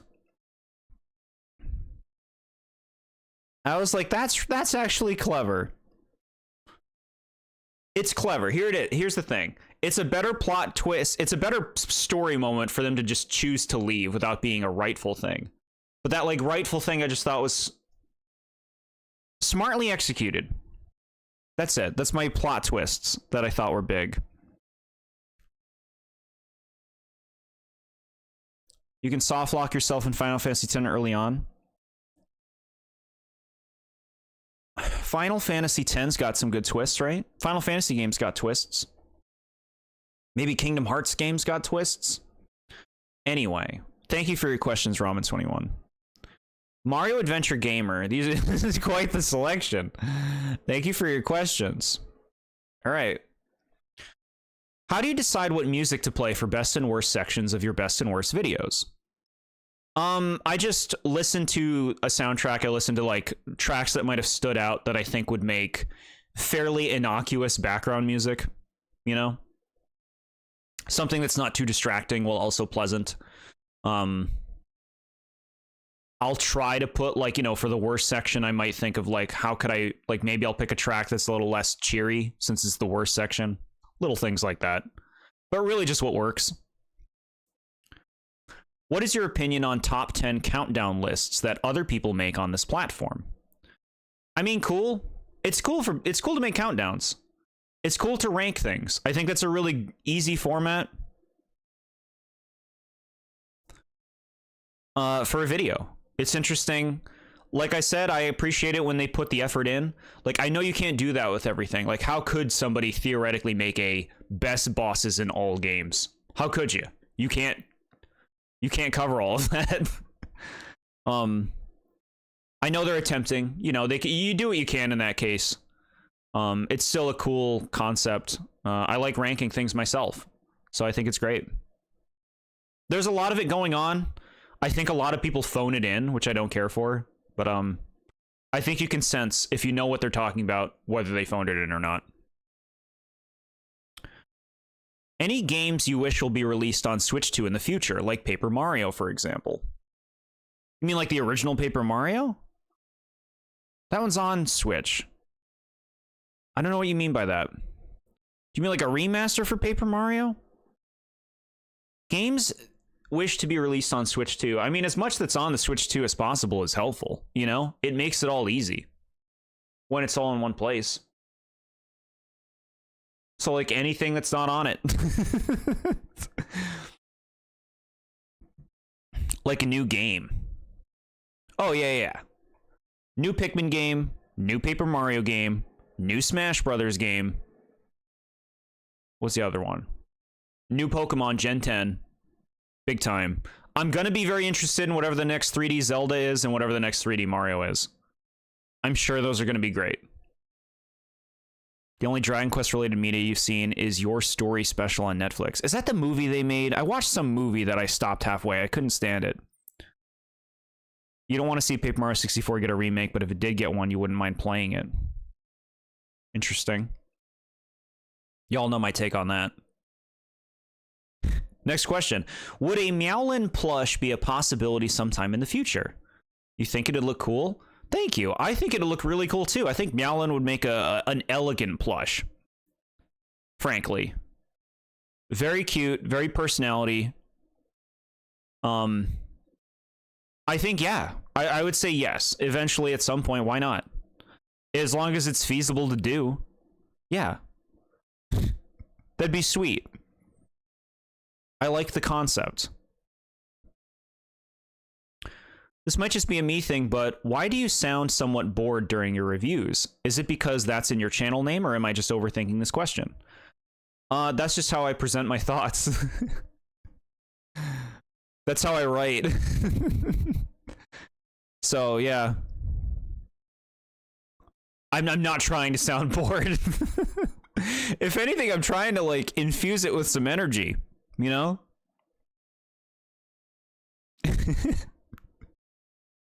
Are you okay with people asking if you're up to collab with them about games and more in their videos? I have been asked about collabing in the past. I'm generally not very interested in collabing.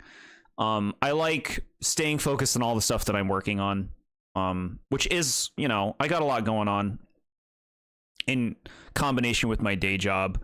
I'm open to considering things. I have done some very minor collabs in the past. I'm open to considering it, but I would say generally I'm not really looking for collabing. You showed up in a video, didn't you, Don? Yes, I did a small snippet where I talked about Super Mario RPG in one of Jason Gray's videos, where he ranked all of the Super Nintendo games, or what he thought were like the best Super Nintendo games. I did do the snippet for Super Mario RPG in that video for Jason Graves, which was cool. That was cool. That was like my trying it out. You know? Could it be cool to do collaboration stuff like, you know, I stream, but then you think about like people who do like game playthroughs like as a partnership or something, that could be cool. But you'd have to find the right person. You have to find somebody who's just the right one that works with your brain. It's fun to play games with people, you know?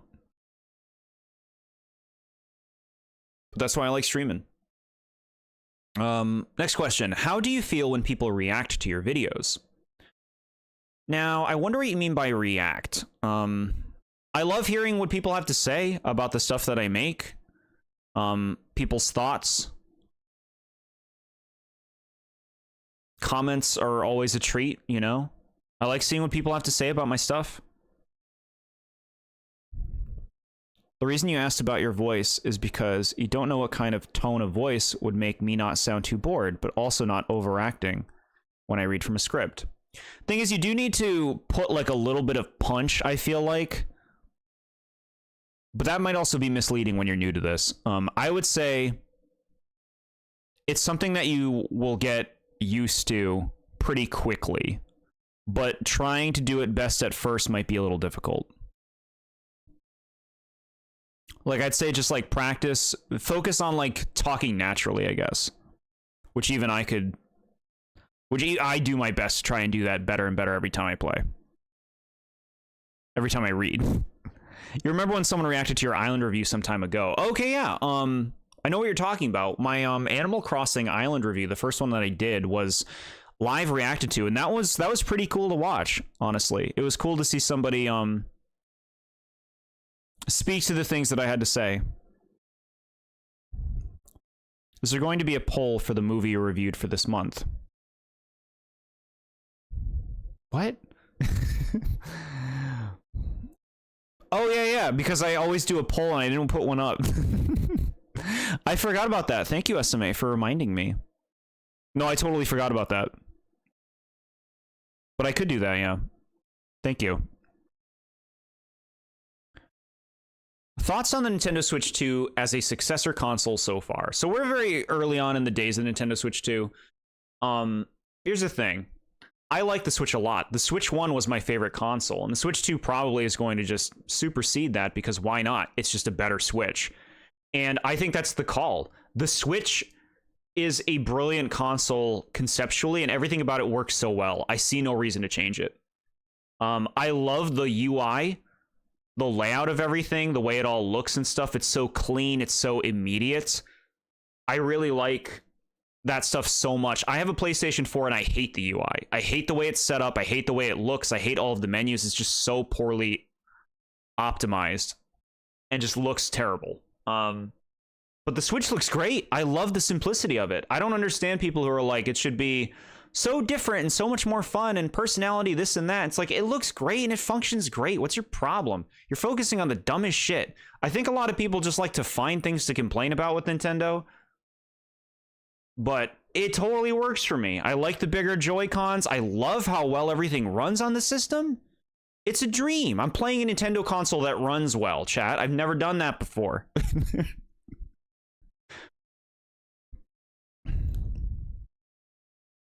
think you also remembered that the new Story of Seasons game comes out later this month. I believe you're right. The one that you said you were interested in getting. Prioritizing Sonic Racing. I got you. You'll get it at some point. Both of them. Yeah, I love the Switch 2 so far, because I love the Switch.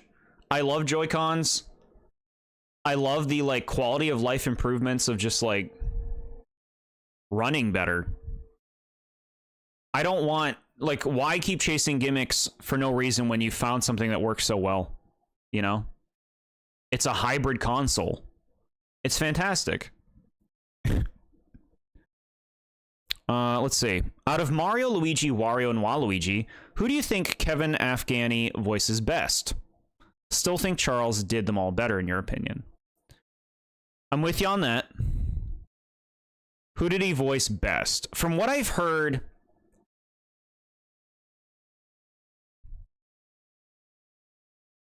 I mean, it's either Luigi or Waluigi. I would need to hear more clips of both of those characters. But I would probably say Waluigi was the best, from what I've heard. But the Mario and Wario ones are rough. People complain about the UI because the Wii U had charm.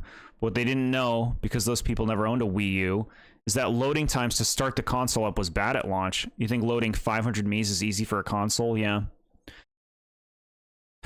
To me, the Wii U, like, it takes long to do everything on it. It takes long to load games, to turn the thing on, to turn the thing off.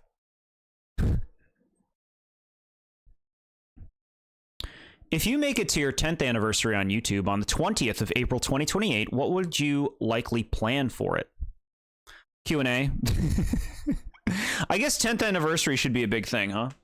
I mean, I don't think a Q&A is a small thing. But, yeah, I mean, I guess we'd see when we get there, really. These first 5 years have been very productive. I've made a lot of videos that I wanted to make. You know, I've covered a lot of games that I wanted to cover. And I'm really happy about that. Best to worst would be Waluigi, Luigi, Wario, and Mario. I'm not sure if I would swap Mario and Wario, but I hear ya. I hear ya. We did it. That's all the questions on the thing. Does anybody have any more questions they'd like to ask? Let me check the YouTube to make sure nobody threw anything up on that. Let's see. Okay.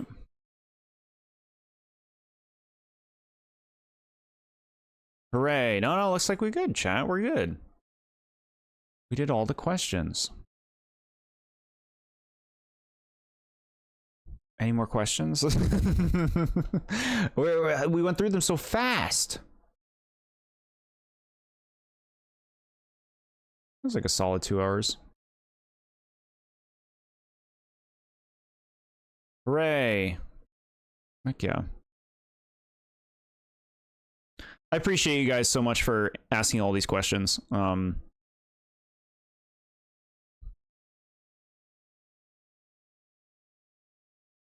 for being here in general, you know, throughout all of this. What are your plans for the next year? Very vague. Plans for the next year is, you know, like, keep doing all the stuff that I'm doing, reviewing games, reviewing movies and shows, covering everything I can while streaming a lot of games that I haven't played before. Following the passion, you know? Having fun. That's what this is all about, you know? Let's just have fun, man. Playing games and sharing our passions.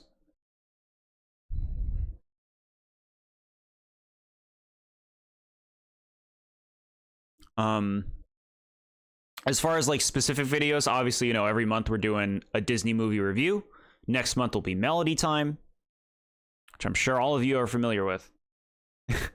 We'll be back to like more familiar movies in November with Cinderella. But we got 2 more months before then. Currently reviewing a game on a best and worst in the editing phase now.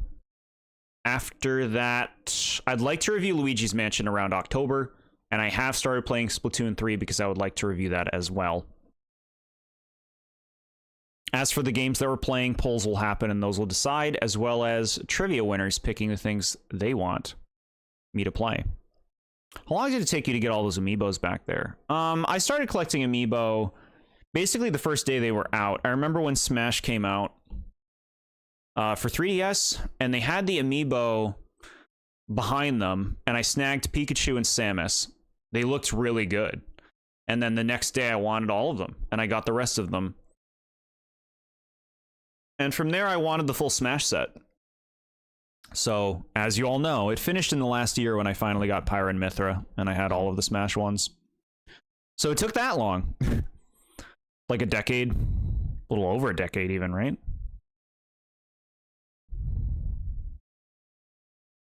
Halloween stuff. Yeah, Luigi's Mansion will be a nice thing to do around Halloween. That's a really short game. I might even play through it twice if I want to do both mansions. I'm going to also have to do research if I'm going to play the original Luigi's Mansion or the remake. Need to get a Cloud amiibo. You have to look for it at some point. You want both, or do you have either of them? I think... I feel like you had the Advent Children one.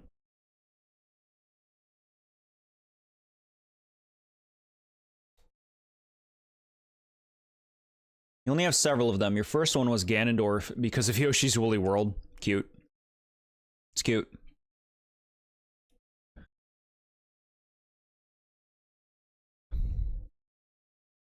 There's 2? You don't have either of them. Oh, really? Yeah. They made a special Advent Children Cloud amiibo. It looks really nice.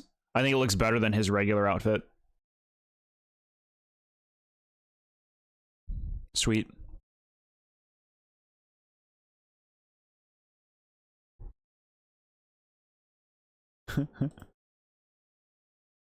Awesome, chat.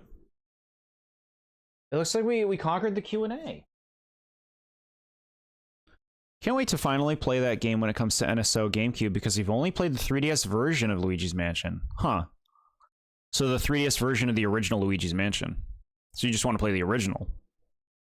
Link with the Ocarina of Time. Yeah, I got the Zelda ones. I wanted to be able to get the unlocks in Breath of the Wild, but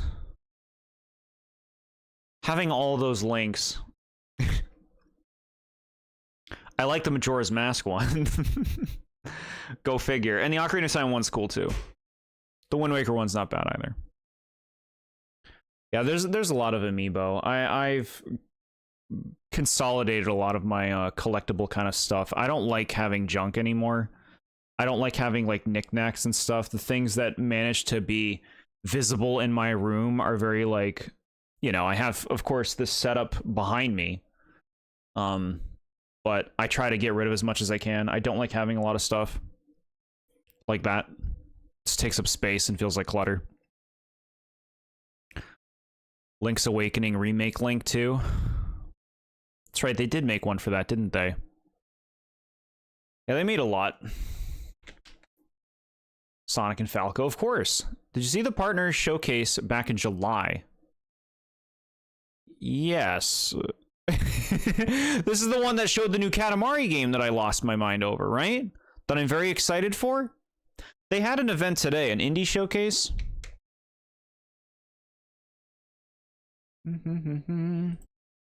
Hold on. Let's see.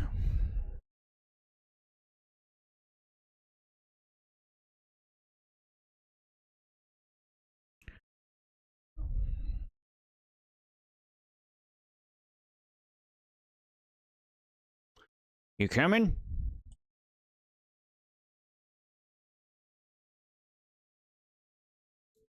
Wanna watch that? We can watch this. Now, here's the question about the indie showcase.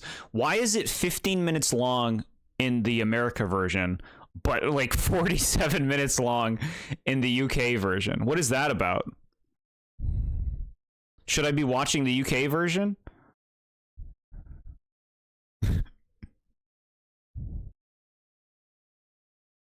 All right. How loud is this?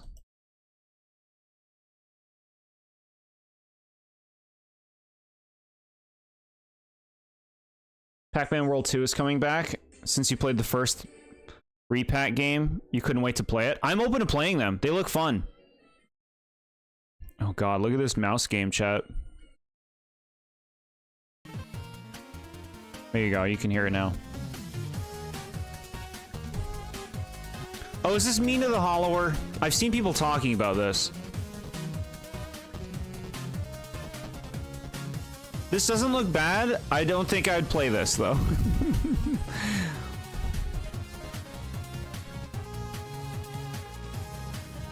Why won't you play it if it doesn't look bad?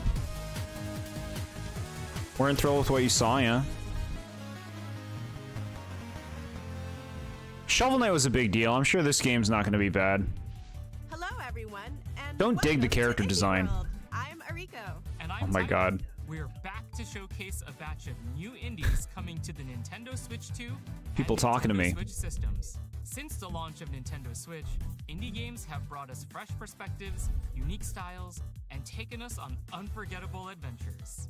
The support of these independent developers means You can't get into it's 2D something games, you're a slave to for graphics? everyone. I can get We into want some. to discover what new experiences talented indie But that developers checks out. around the world are bringing to both Nintendo Switch 2 and Nintendo Switch. That's fair. And without further ado, let's dive into some titles for Nintendo As long Switch. as it's a good style. It can look high fidelity or pixelated. Just as long as I like the style.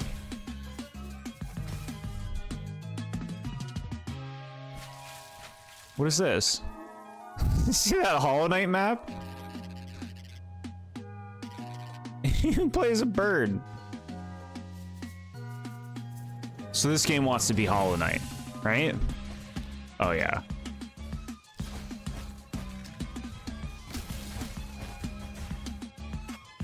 Okay, looks a little rough. The movement. Ew. I'm not sure I like the style of the movement. It looks like a Flash game. Artista e designer do Neverway. Eu sou Isadora, programadora e escritora do jogo. Quando começamos a fazer o Neverway, nós nos inspiramos em vários elementos de jogos que a gente ama. E nisso tentamos criar algo único. A gente também notou como que usar contraste deixa a experiência muito mais fortes. You can watch it, but playing it yourself, no. Okay. Esperamos que isso torne o mundo de Neverway muito mais vivo para vocês. E que vocês gostem do que vamos mostrar hoje. I've seen these people before. You ever want to quit your job, move to a farm, and become the immortal herald Oh of my a God. deity? Sounds intriguing. Tell me Chat, is this Indie World gonna have good stuff in it? To Fiona too, who hopes to survive this unusual set of circumstances in Neverway, a nightmarish life sim RPG co-created by the pixel artist of Celeste, with an original soundtrack from the composer for Fez. Bro, look at the way the game looks. nightmarish? It's like one, it's just like one palette over the whole screen. Sword that Fiona uses to explore and fight through the Neverway, an alternate reality leaking into her own. There's an audience. There's an audience. She alone? Not at all. These announcers, Along the way, like they she want to go meets a home for variety real. of departing characters, each with their own unique routines and story to follow.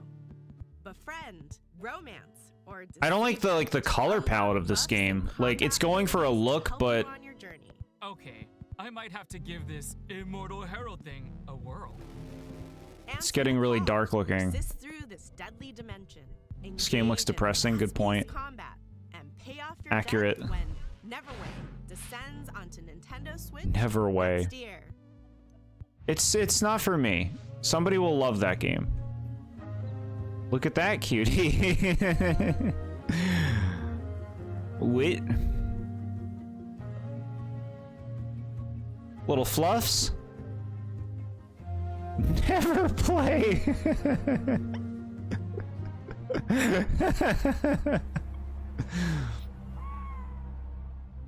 Look at chat. You can.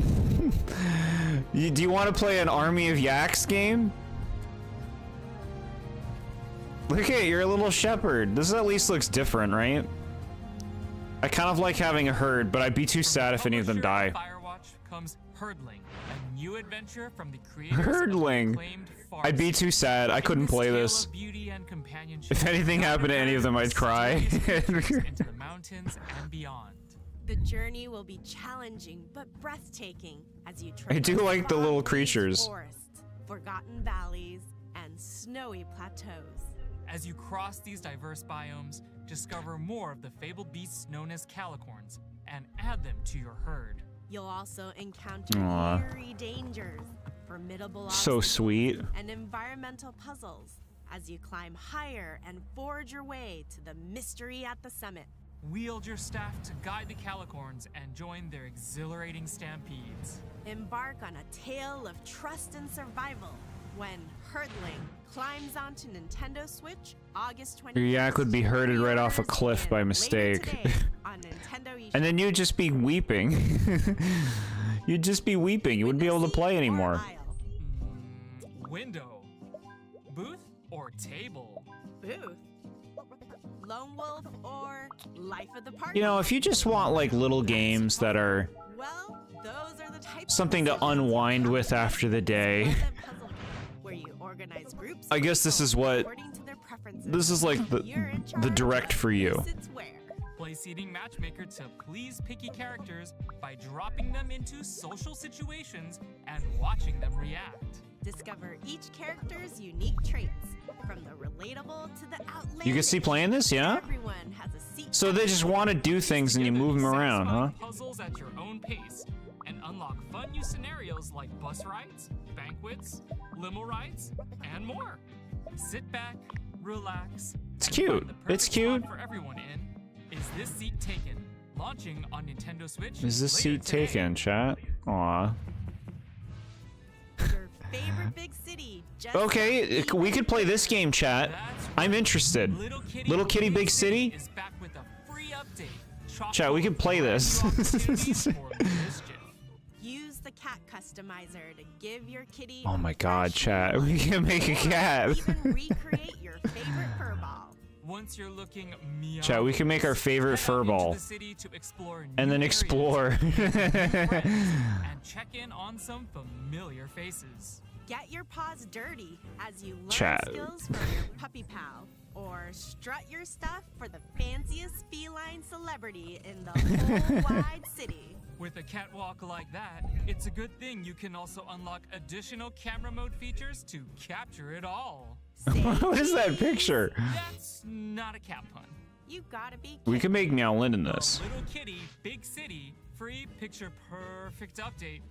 Oh, it's an update, okay. This year. I'm kind of curious in playing that. That looks like it could be Hope you're fun. Looking forward to the Nintendo Switch games you just saw. Next up, let's take a look at some indies bound for Nintendo Switch 2. Hey, Okay. we're back. Back and under attack. What? Ah! Put on a brave face, squad up with your friends, and hop into the diving bell as you try to go viral in the online Spooks? co-op horror game. This is like a play spooks game with Grab other your people camera, thing. Courage and cursed items Right? for some shenanigans Phasmophobia down in the made depths this a of the thing. old world. Film as many happenings as possible before you run out of breath, batteries, or buddies. As long as one of you makes it back to the surface, you can upload your footage to SpookTube, grab some popcorn, and watch the SpookTube. views roll in. You've got 3 days to hit your view quota. More eyeballs equal more moolah. And the more ad revenue you can generate, the better gear you can Cute. acquire for your I next bet people with friends would love to play this. Fame and misfortune await in content warning. You go on a Coming to trampoline. Nintendo Switch 2 and Nintendo Switch next year. Hi, I'm Kenny Sun, and today I'm excited to share Ball Pit. It's an action roguelite that fuses elements inspired by some of my favorite games, like Hold Down, Vampire Bro. Survivors, and Loop Hero. I'm working with an amazing team of artists who have brought the world to life with a beautiful low You got it poly pixel art on style, as well as composer Amos VR Rodgers' postcard 2 soundtrack on launches with PlayStation, rhythm yeah? reaction. We can't wait to share. Friends with you all. confirmed. Time to have a ball in the brand new survival roguelite. Oh my god. Ball Pit. In the ruins of old Balbalon, you'll battle Ball through pit. auto-scrolling levels with brick-breaking style attacks using a bevy of balls that bounce around the battlefield. You better believe it. There are over 60 random. This is like for people who need as much like visual noise in their face as possible. Unexpected synergies to blast your way through the pit. Collect resources as you progress to build out new Balbalon with over 70 distinct buildings, earning you additional power-ups, Okay. bonuses, characters, and more. Each region of the pit offers its own special set of hazards on top of swarms The of pit. increasingly challenging foes and mighty screen-filling bosses. This pit is packed. Fortunately, you'll meet other Yeah, I treasure mean, you know, hunters like, I along guess the I would way, play it if I had and nothing else to individual play. skills, upgradable powers, That's the thing. There's so much vying for your time today. It's so hard for games like this to actually get in there, you know? So go All out random smash at and some point, create yeah. total chaos against I'm the thinking, I'm not sure opposing what I want to forces. do Ball Pit, bouncing its way for the on 16th. Nintendo Switch 2 this fall, and Nintendo Switch October 15th. Ball pit. I want it to be a game where you're in like a McDonald's ball pit. Okay, here we go. Sheep raccoon? Hey, maybe? What is this? You just throw animals into the fray? Yeah, I was thinking that, SMA. I was thinking that.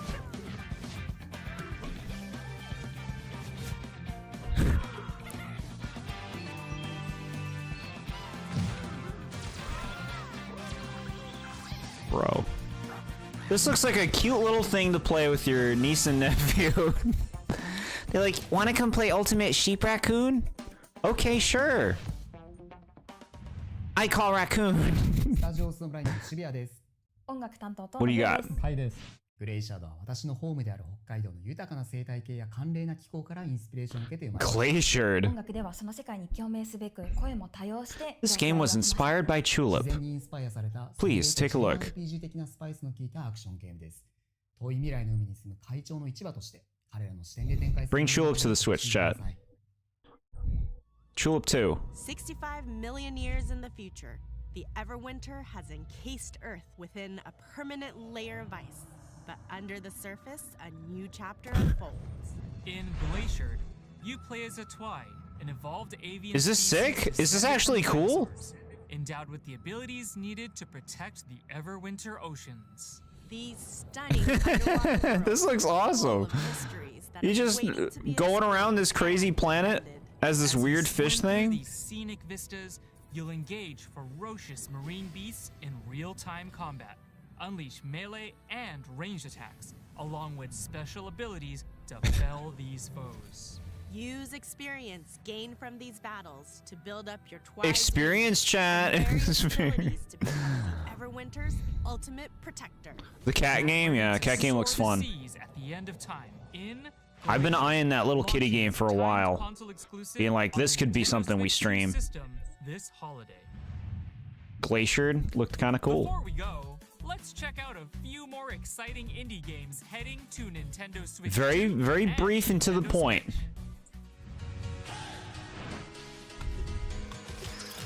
Oh, I remember this fucking mouse game.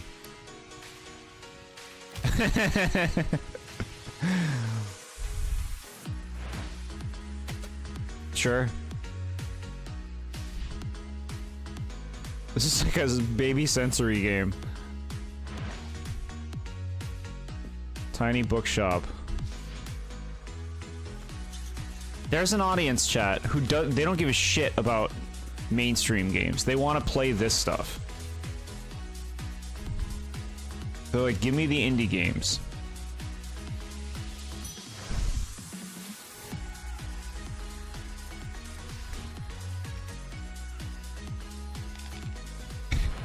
Delve in with your book. This is cool. What's this? Big pig? Crazy demons? Look at this.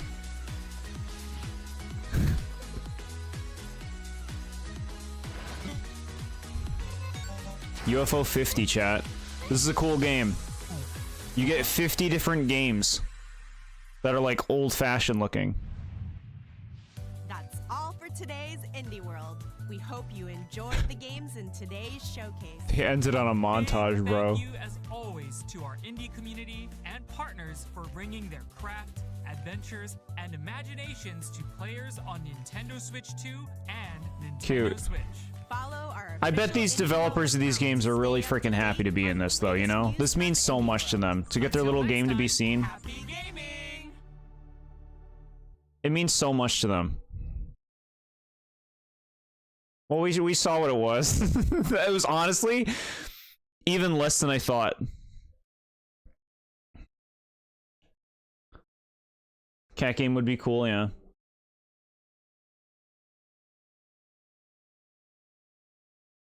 What are we thinking? It's like 10:30. We could play Donkey Kong next week. I want to finish Bonanza. I'm eager to finish it. Maybe we might stream this weekend. We'll see what happens. If not this weekend, Donkey Kong will be next Wednesday.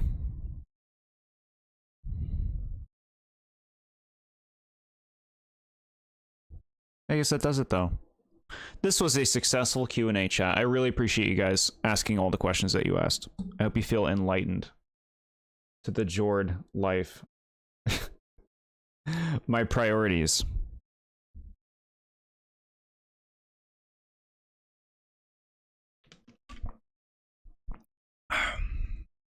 So, appreciate it, guys. I think y'all have a lovely night. Like I said, we might be back on the weekend. Very close to completing Bonanza. Cool.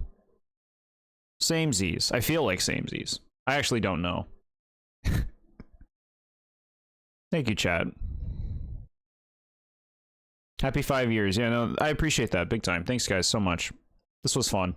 There'll be another 5 years, another many more years. Lot to do, a lot to cover, a lot to say. Have a good night, guys. Post game right now. Wow, cool. Yeah, so you're in there. You're in there. Not spoiling. Appreciate that. Glad to hear it, chat.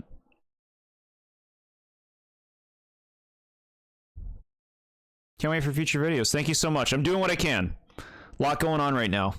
I'll try to get stuff out soon. Thanks, guys.